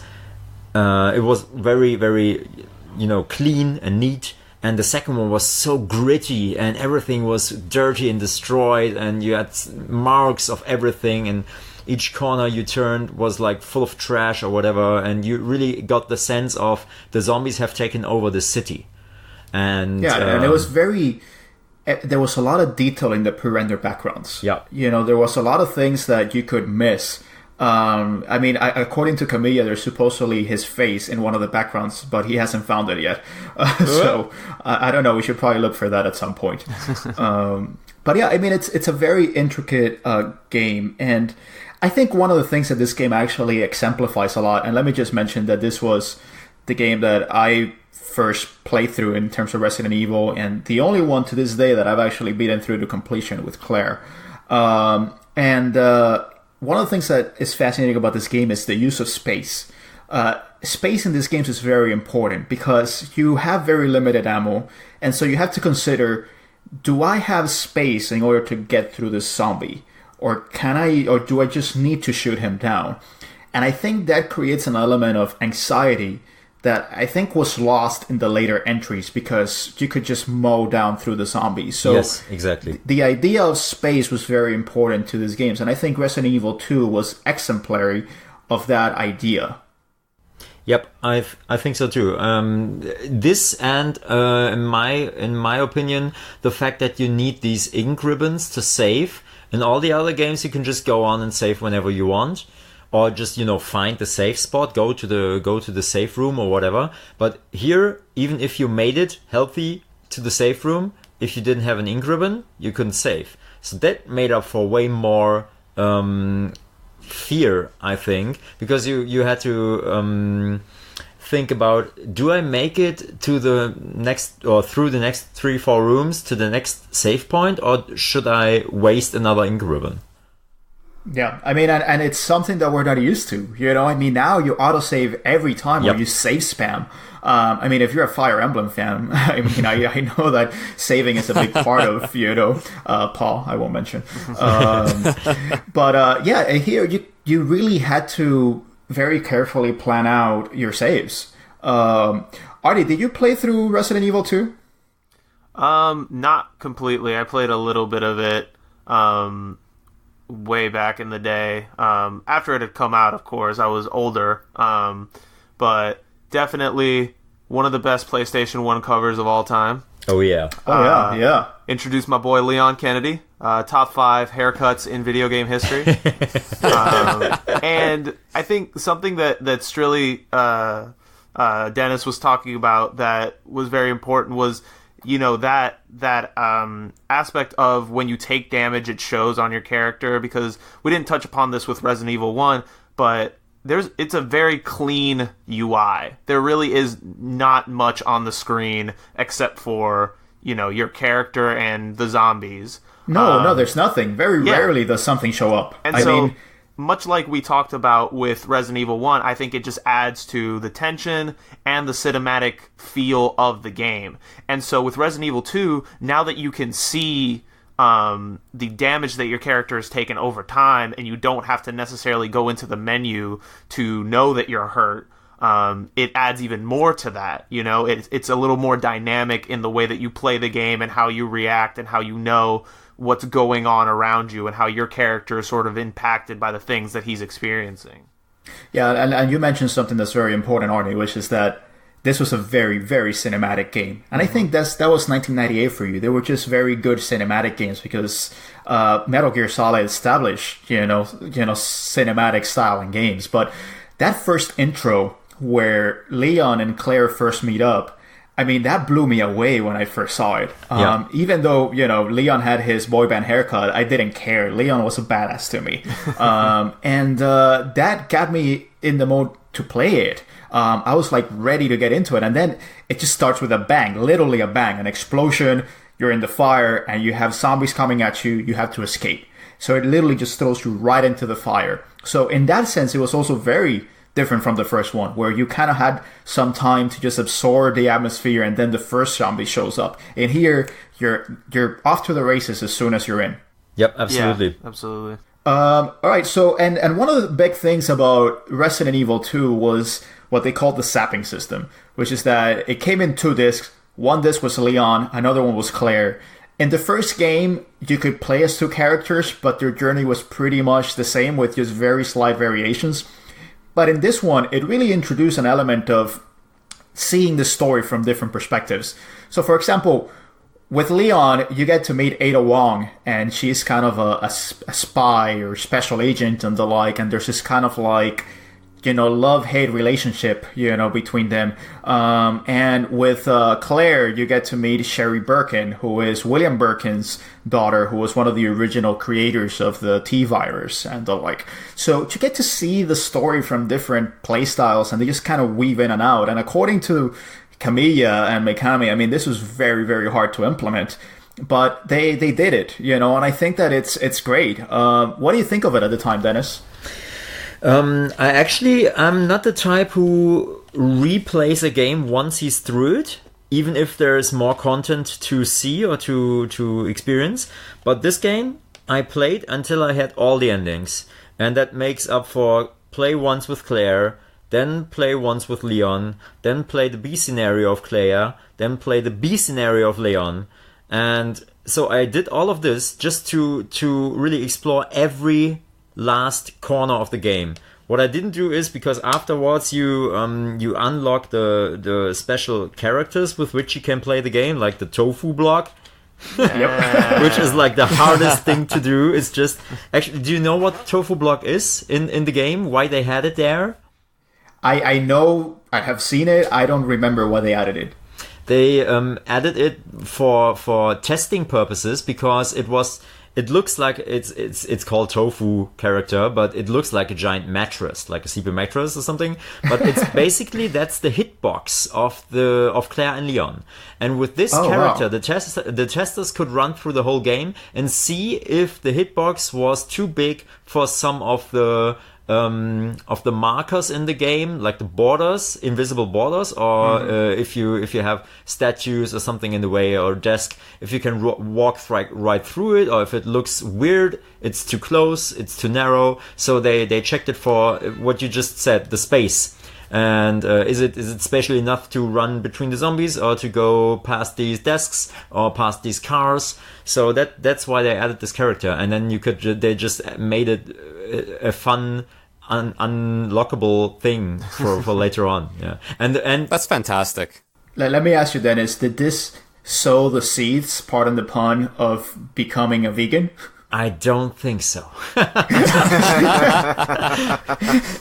in that day, I was not thinking about anything like that at all. I think back in that day when Resident Evil 2 came out, I haven't even tasted tofu at all before. So. Yeah, I'm a very big tofu defender. I love tofu. Me too. Sounds like a superhero. The tofu defender. The tofu defender. But yeah, I mean, there was a big marketing push for this game as well. Actually, there was a commercial that was filmed, and it was filmed by none other than George Romero. And it's actually a very, very interesting commercial, and probably the closest we will get, you know, at least for the time being, to a straight adaptation of Resident Evil 2. Have you seen this commercial, guys? No. I feel like in the recesses of my mind, I vaguely remember this, but I cannot recall it in any actual detail. Okay. Yeah, I meant to, and I was going to yesterday, and I think I saw a shiny penny on the floor or something, and then I forgot. Yeah. Well, actually, it wasn't just meant to be a commercial. There was actually supposed to be a movie, and George Romero was supposed to direct it, and he had a screenplay and everything. He basically just dedicated himself completely to Resident Evil 2, but the head honchos at Capcom said the script wasn't very good, so they just, turned it down. If you're interested, this script is up online. They made Chris Redfield into a Native American and the like, and Wesker into a badass military dude. So just check it out, if only for curiosity purposes. Eventually, we would get the Paul W.T. Anderson adaptation in 2002, which, I kind of like. I don't like any of the sequels, but I kind of like, but I wouldn't call it a very faithful adaptation.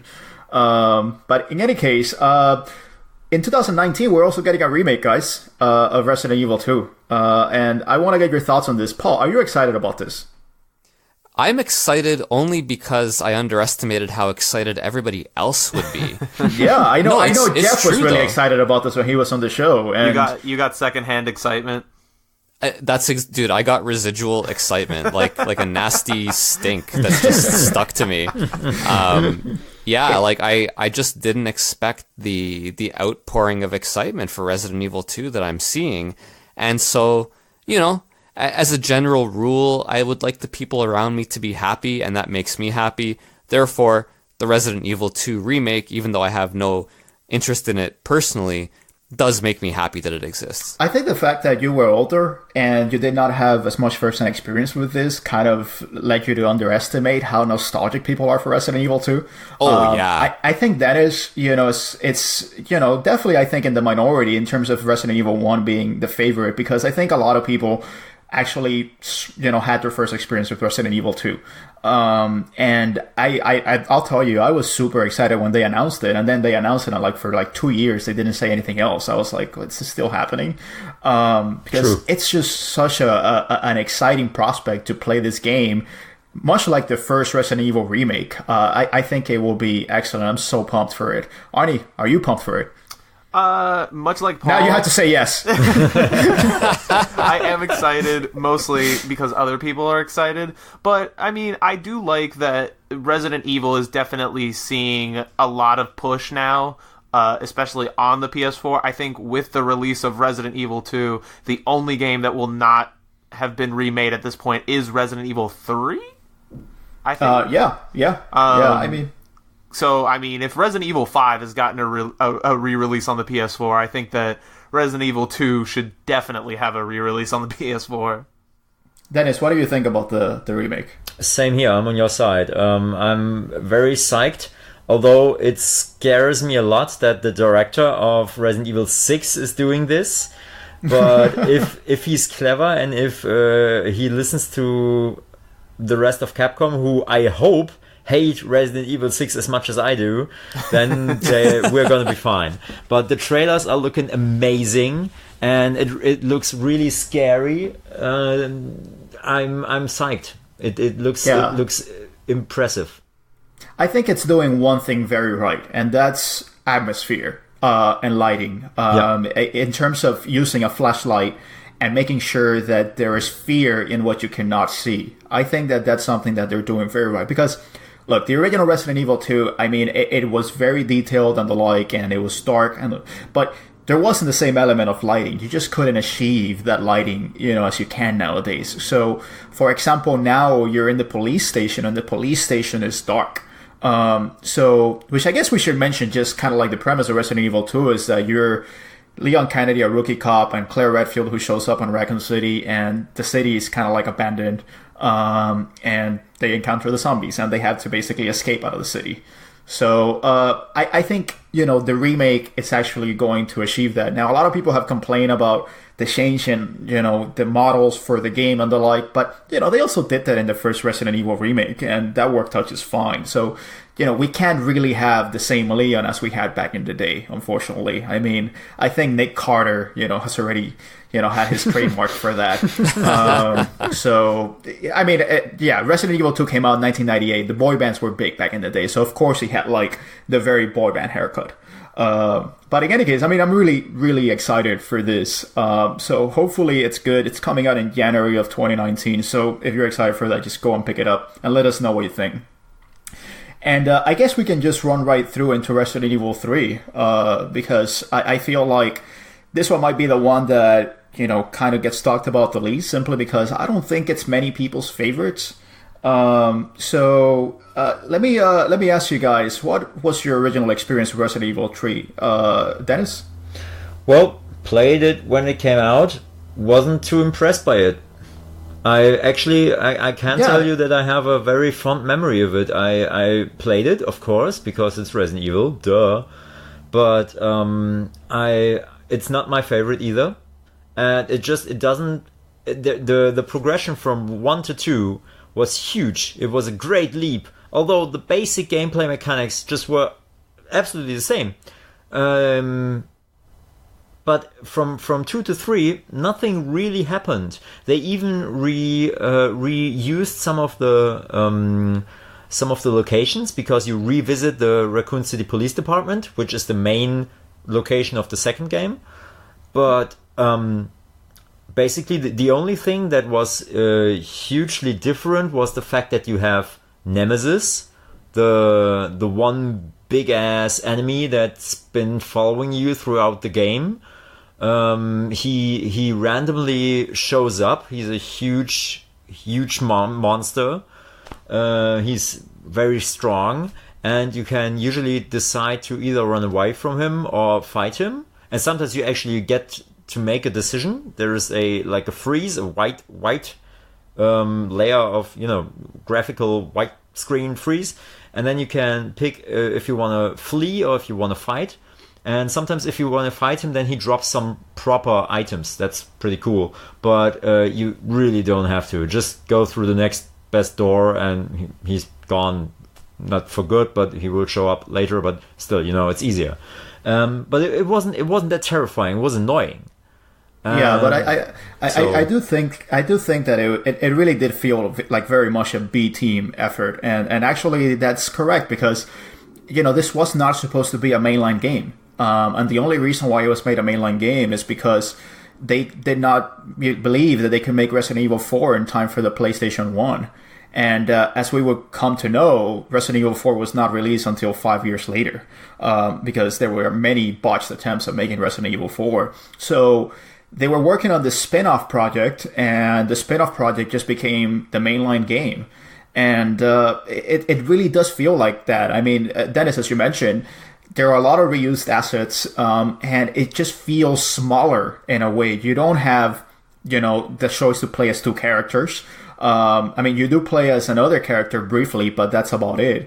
So there's an element that feels like it's just kind of shrunk down in scope. I don't know. I mean, the reviews were great when it released, but, Paul, what do you think? I mean, do you think the reviews were inflated, or do you think that's just something that people were just so hyped for it? Yeah, the reviews were both, people were hyped for it. Resident Evil 2 was awesome. And yeah, I think there was sort of an expectation, and you have that, the pedigree in the name. I'm not surprised that it looks a little bit less impressive in retrospect. That said, the whole Nemesis mechanic, I don't know, I kind of like that. Like, not that I played through Resident Evil 3, but that mechanic was used in later survival horror games to really good effect. Like, I remember playing Clock Tower 3 and with my sister and an ex-girlfriend, and you have those situations where you have the invincible character that shows up and you run, and it's terrifying. I don't know. That's just me, though. Yeah. What about you, Arnie? What do you think of Resident Evil 3? I'm glad that Paul said it, because I did not want to be the sole Resident Evil 3 defender. I love the concept of what they were trying to do with Nemesis. The execution, not as great, but I think that the concept of just having this force that is always following you around and is always a threat and is always keeping you on edge, I think is really cool. I think we saw a little bit of that in Resident Evil 2 with what's it called, Mr. X? Is that what he's called? Yeah, I think so. Who's essentially a precursor to Nemesis. I think it's just this giant dude who, at certain points, comes in and tries to fuck your shit up. Right. But I think Nemesis is, like I said, the concept of it I think is really cool. The execution needed some work, but I think it has been improved upon. Even today in like games like Alien Isolation and stuff like that, where it's just this one big threat that looms over your entire experience. But No, obviously, Nemesis is just, not the best execution of that, but it's one of the earlier ones, so I cut a little slack. Well, I don't know. I mean, I do feel like they did it well. I mean, it's kind of weird because sometimes you go into a room and Nemesis doesn't follow you, so it's almost like, okay, well, Nemesis can't open doors. So, unfortunately, his hands are too big. And then before you know it, he just punches his way through a wall. Yeah. And that made because up he's for... like the Kool-Aid man. Yeah, exactly.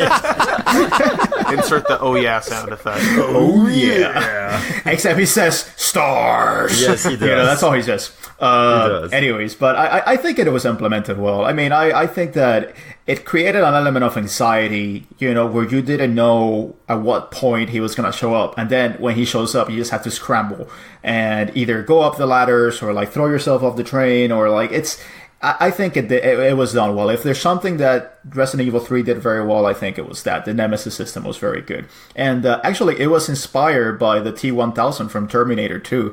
So, that I could definitely see that influence there.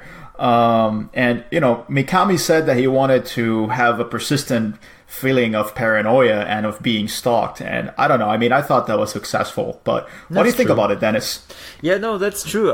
Maybe I came off a little bit too negative on this one, but you're right. It did turn out to be, to be beneficial to the paranoia that you felt while playing the game.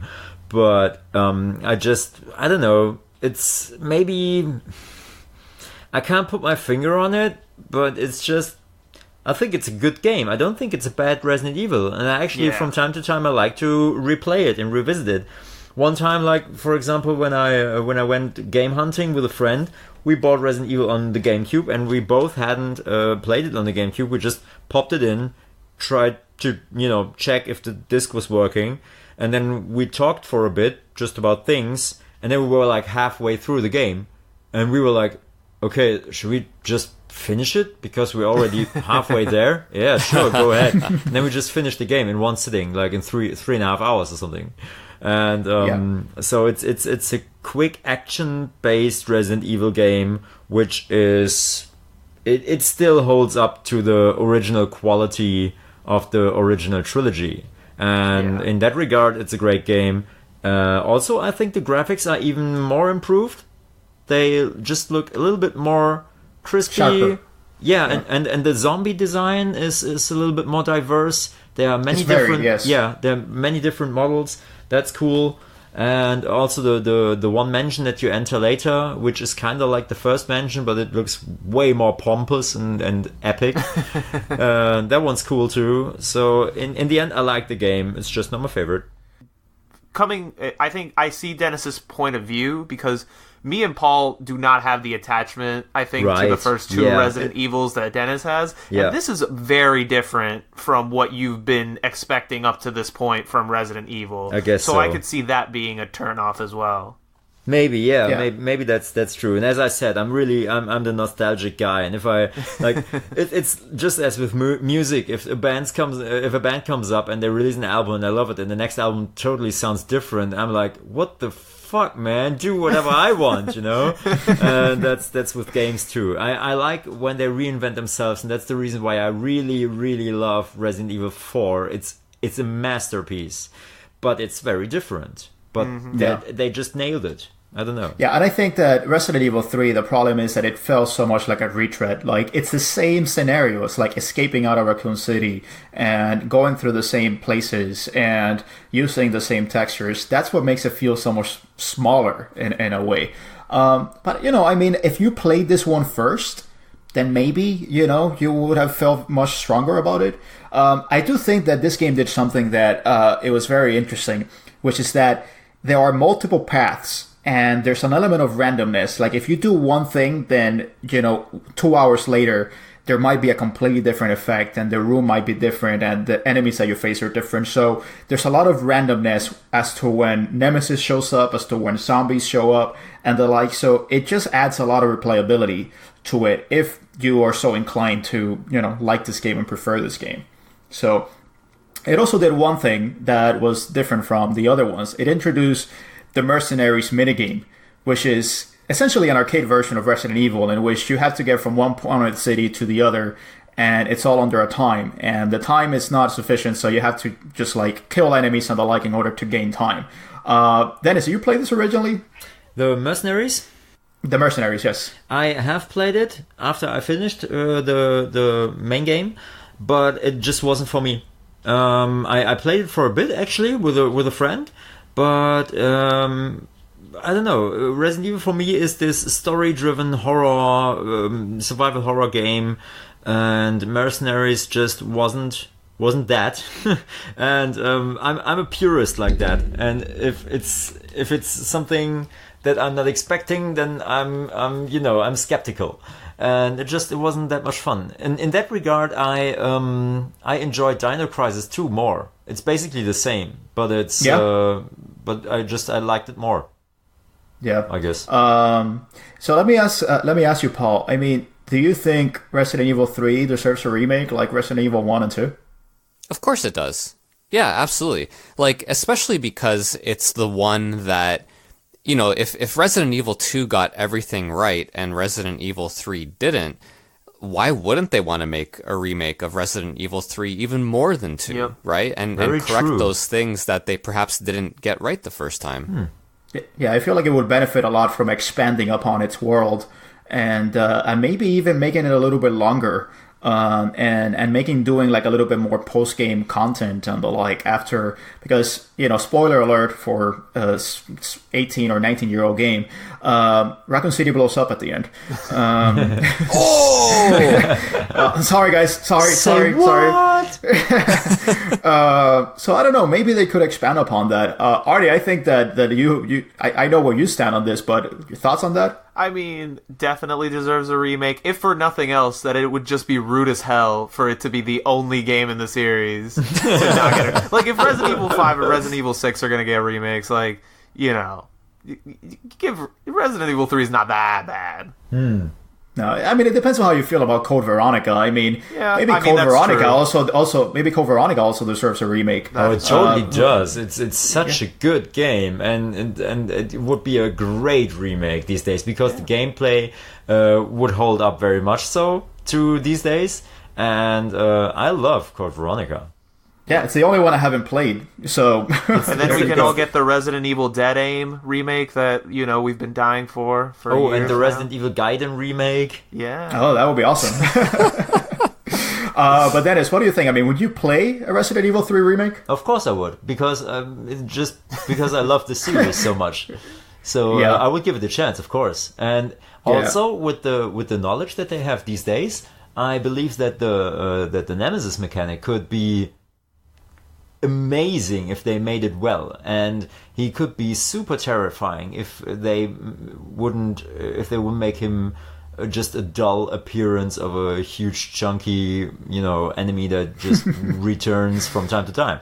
But if they made it properly, and if he's super dangerous to you as a player because he, like, I don't know, kills you first time around, like say the chainsaw guy from Resident Evil 4, he is more frightening than Nemesis was to me, because I knew if he was around, he can saw my head off in one cut, and that would be it.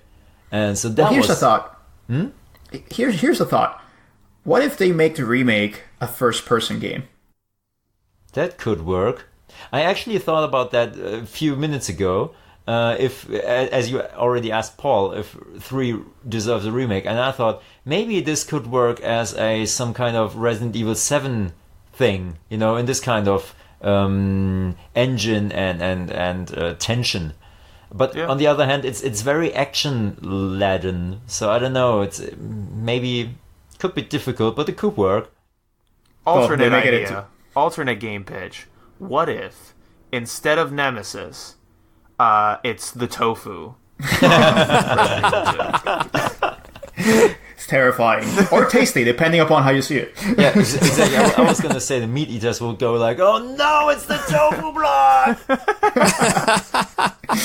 Alright guys, I think that's our thoughts on Resident Evil 3. Let us have a quick break, and we'll jump back in to finish out the conversation. Cool.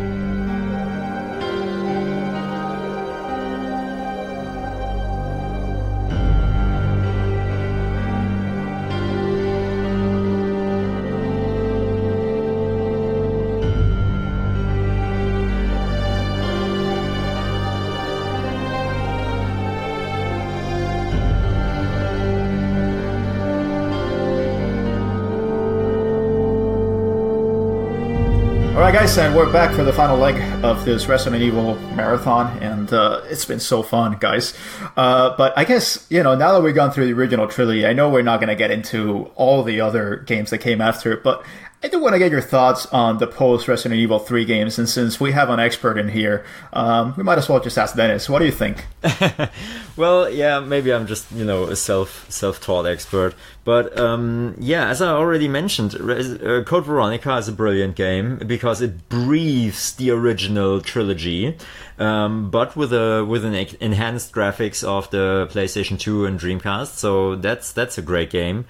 Also, Resident Evil 4 is an amazing reboot of the series because or maybe a step forward. It's not a reboot, but a step forward. From then on out, 5 is that's my opinion, but 5 is really a bad knockoff of Resident Evil 4. It's just a ripoff. I think so. I didn't like the setting that much, and the gameplay was just cheap. Although the co-op mechanic was cool, it worked, and if you play it as a co-op game, then it's mighty fun. But only if you don't put too much emphasis on it being a Resident Evil game. 6, I have to admit, I didn't play.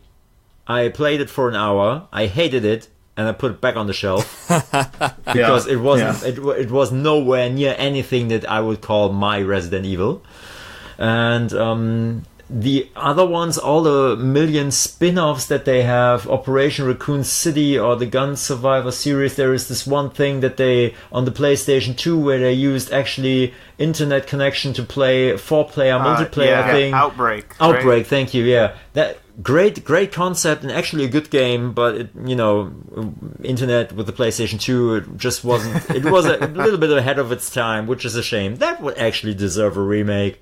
That's what I was just going to say, yes. Yeah. Absolutely. It's called Left 4 Dead. Yeah, basically. Yeah. True. Not quite. And did you play Resident Evil 7, Dennis? Also a thing that I am baffled of myself. I haven't finished Resident Evil 7 yet because I don't own it. I only played like an hour, but I love it. It's absolutely amazing. The atmosphere, the setting, it's in Mansion again. And it's not zombies, but those guys. Oh my god, they're so crazy. It's brilliant. It's so well made, and I shat my pants when I played the demo. Really, but I just haven't picked it up yet. I don't know. And we can agree that there are few things as terrifying as demonic hellbillies. So yeah. So I'm not gonna mess with that. Right. What do you think, Artie? What are your thoughts on the post Resident Evil 3 games? Resident Evil 4. It's pretty good. Return of my boy Leon Kennedy. Still rocking amazing hair. Resident Evil 5, like Dennis said, I really enjoyed only as a co-op game. And Chris Redfield punching boulders to death. Resident Evil 6, again, not as good as Resident Evil 5, even in co-op, which is exclusively how I played that game. And also very unfortunate giraffe fellatio cover. And then Resident Evil 7 I haven't had a chance to play, but I found out that it is PSVR compatible, and as much as I'm sure it would destroy my psyche, I'm kind of tempted to play it that way. Well, that's how I started playing it. And let me tell you, that's why I still haven't finished playing it. Because it's really fun because you could look into the pots with the rotting, food and stuff like that. And then there's a point right near the beginning where you have to go up to the attic.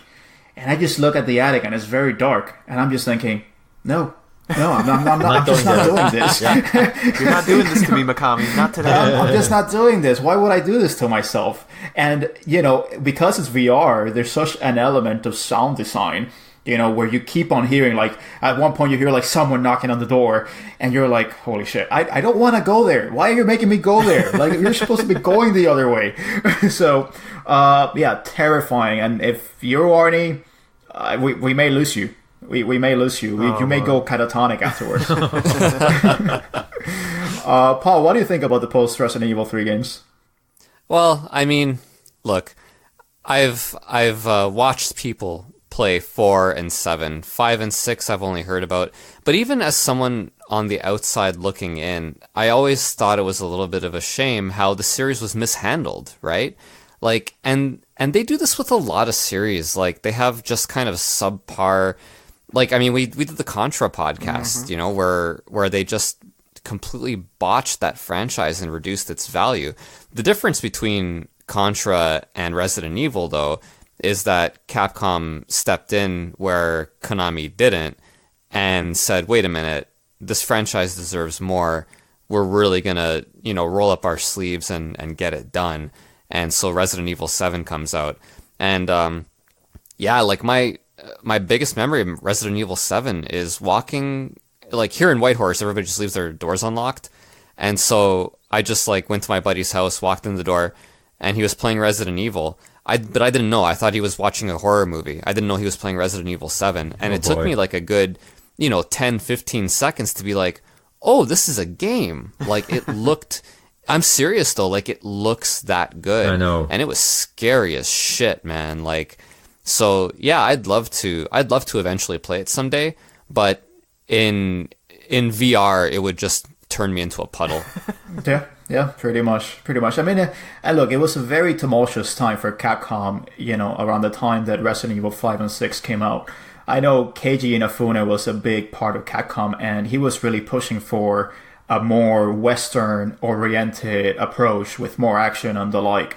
And that's how we got things like the Bionic Commando remake and the like, or Dark Void, which were games that did not do well at all, and they were just trying to ape, what the West was doing, or the Lost Planet 3 game. I mean, it just didn't turn out well, and I think Resident Evil 6, what the producer said is that, people don't want to be scared like that anymore. They just want action. And, that's complete bullshit. I mean, they just completely missed it. It just kind of like went over their heads. But I am glad that they're back on it. And, Dennis mentioned the Cillian spin-offs. I actually like the spin-offs. The spin-offs are actually pretty good. I mean, Dead Aim is good. Revelations is actually one of the spin-offs now that's become very heralded because it's kind of a return to the original gameplay style. That's true, yes. Yeah, and where Resident Evil 6 was so action-oriented, Revelations was like a breath of fresh air and going back to, the Resident Evil claustrophobic style. So I do think that they got their finger on the pulse now. And we didn't mention Resident Evil 0 with one word. Yeah. I mean, that one, I don't know. I mean, it's funny because originally Resident Evil 1 was supposed to be co-op, so I think 0 was the one where they were finally able to achieve that.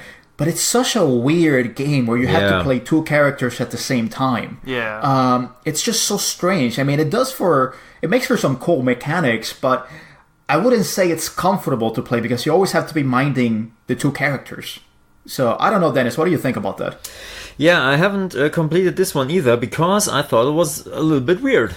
I started it and I thought, oh man, this feels strange. I don't know about this mechanic. Also, you didn't have the classical, I put my items in the box and they pop up wherever this same box is placed in a different room mechanic. So you had to remember where you put down items. If you needed those, oh my god, at which part of the train did I leave this now? And that was annoying too. So I don't know, they kind of slipped with a few features. And it's still a game that I want to complete because it's within the original time Resident Evil thing. I don't know, up until 4, it's the tank controls and the fixed cameras and so on. So that's the Resident Evils that I like the most, and that's why I want to play it, but can't say too much about it. Yeah, I guess it's a good segue into, are you hopeful about the future of the franchise? After 7, yes. Because Good. Capcom realized that this is what the players like, and it sold really well, and it was picked up by the critics really well, and by the players. So I hope I hope they never return to Resident Evil 6. Good. How about you, Arnie? What do you think about the future of the franchise? I mean, it's hard, I think, not to be hopeful, right? Because they just released an amazing game in Resident Evil 7. They've been really pushing the Resident Evil brand with all these remakes of the older games, trying to get people, up to speed on what's been going on with the franchise up to this point. So I think, the ball's in their court at this point to follow up that success with even more success. Paul, what do you think? Well, hopeful, but I mean, look, realistically, and this happens to virtually every non-Dragon Quest game franchise, which is they're probably going to have their downturn. And with, 8 and 9, assuming they release 8 and 9, they're probably not going to be as well received as 7. And then, perhaps after 9, they'll take a few years. There will be like a little bit of a reimagining. And the new hardware will probably help too. And then they'll release 10, and we'll be doing a podcast about what a great, release 10 was. Much like in the way we're talking about 7. So I'm really glad they salvaged it. It's a franchise and a concept that really needs to be out there. I think it adds a lot to gaming in general. That you have kind of this AAA horror game instead of all the, the kind of crappier knockoffs. So yeah, I guess that was a very long answer to your question, which is, yeah, I expect it'll keep going. I think they understand now how important it is to their catalog, and I hope they treat it well. Well, Paul providing the dose of reality. Damn you, Paul. He's the wisest. Anyways, quickfire, since we are running out of time. Paul, what's your favorite from the original 3, considering you haven't played them? Oh, well, the first one. Yeah, no, the first one, no doubt about it. Arnie? I was going to say 3, but now I'm leaning more towards the first one as well, the GameCube remake specifically. Okay. Dennis? Resident Evil 1 all the way. And I guess I'll be the only one saying Resident Evil 2. It's a very close second for me too. Well, they're great games, so you couldn't go wrong either way. And I think that wraps it up, guys. I think that's it for us. It's been great fun, and it's been great to have us, be joined by our great friend in Germany, Dennis. You've been fantastic. Thank you very much. And we really enjoy listening to you. As I said, your voice is like Werner Herzog. I could listen to it all day, all night. Thank you very much, Ozzy. But anyways, guys, as you know, we're the Region Free Gamers podcast. You can find us on Instagram. If you can, definitely join us there. Arnie is doing a lot of work in terms of reaching out to the community, and we have a very active community. So we're always talking with everyone, and we love to listen to your ideas and kind of get your feedback on what's going on. And just talk games, we just like talking games. I guess that's why we have a podcast. So join us there. We're also on Twitter. I think Arnie is basically the only one that knows how to use Twitter out of all of us. So we're just deferring to him. We don't know what's happening in Twitter land, but Arnie knows, so I'll defer to him. And we're on everywhere that you find podcasts. We're on iTunes, we're on Google Podcasts, we're on Stitch, we're on Podbean, Spotify, YouTube, you name it. We're everywhere. As I said, leave a review if you can. That helps us immensely. And it also turns out that iTunes only shows reviews of one particular country. So everyone in your respective countries, write as many reviews as you can. Everyone please go out, write a review. You can find me at Shadow of the Collector on Instagram. That's with periods in between. Dennis, where can we find you? And if you want to plug anything, this is your time, man. This is your moment to shine. Oh boy, I have 7 accounts or something. Let's start with my main one. So if you want to reach me as a video game person, it's Strilly Vanilli. And maybe I'll stick to the theme. So my other game-related accounts are Zock Hard. It's ZOCK Hard, the English word hard. It's the first podcast, and the other one is that's German words too. It's Pixel und Plastik. Pixel like the English word, but L and E switched. It's PIXEL und UND Plastik. PLASTIK. Whoa, that was difficult. Thank you. But you also gotta tell us about your cat, Instagram. That's cat_on_pillow. So check out our cats. It's Samus, Zelda, and Kanye. I fucking love that name. Yes. Named My after favorite video is game Kanye. characters. Yeah, oh yeah, she's super sweet. All right, Arnie, where can we find you, buddy? You can find me mostly on the Region Free Gamers Instagram at Region Free Gamers. I have a personal Instagram as well at Welcome to the Game. It's welcome2 the game. And you can also find me on Twitter where I post all the things that Ozzy won't let me post. So daily recaps, chronological exploration of Tommy Tallarico's entire discography from beginning to end. So that's pretty much what we're doing there. Also follow us on YouTube at Region Free Gamers as well. Paul, where can we find you? Instagram, Paul's_game room. Wonderful. And guys, this has been an awesome episode. Please go out and enjoy your Halloween. Dress up as Leon Kennedy, please. Yes. You're going to be a hit at parties. So it's been awesome. And until next time, just, keep those green herbs handy. See ya. Bye. Hey, it's up to us to take out Umbrella.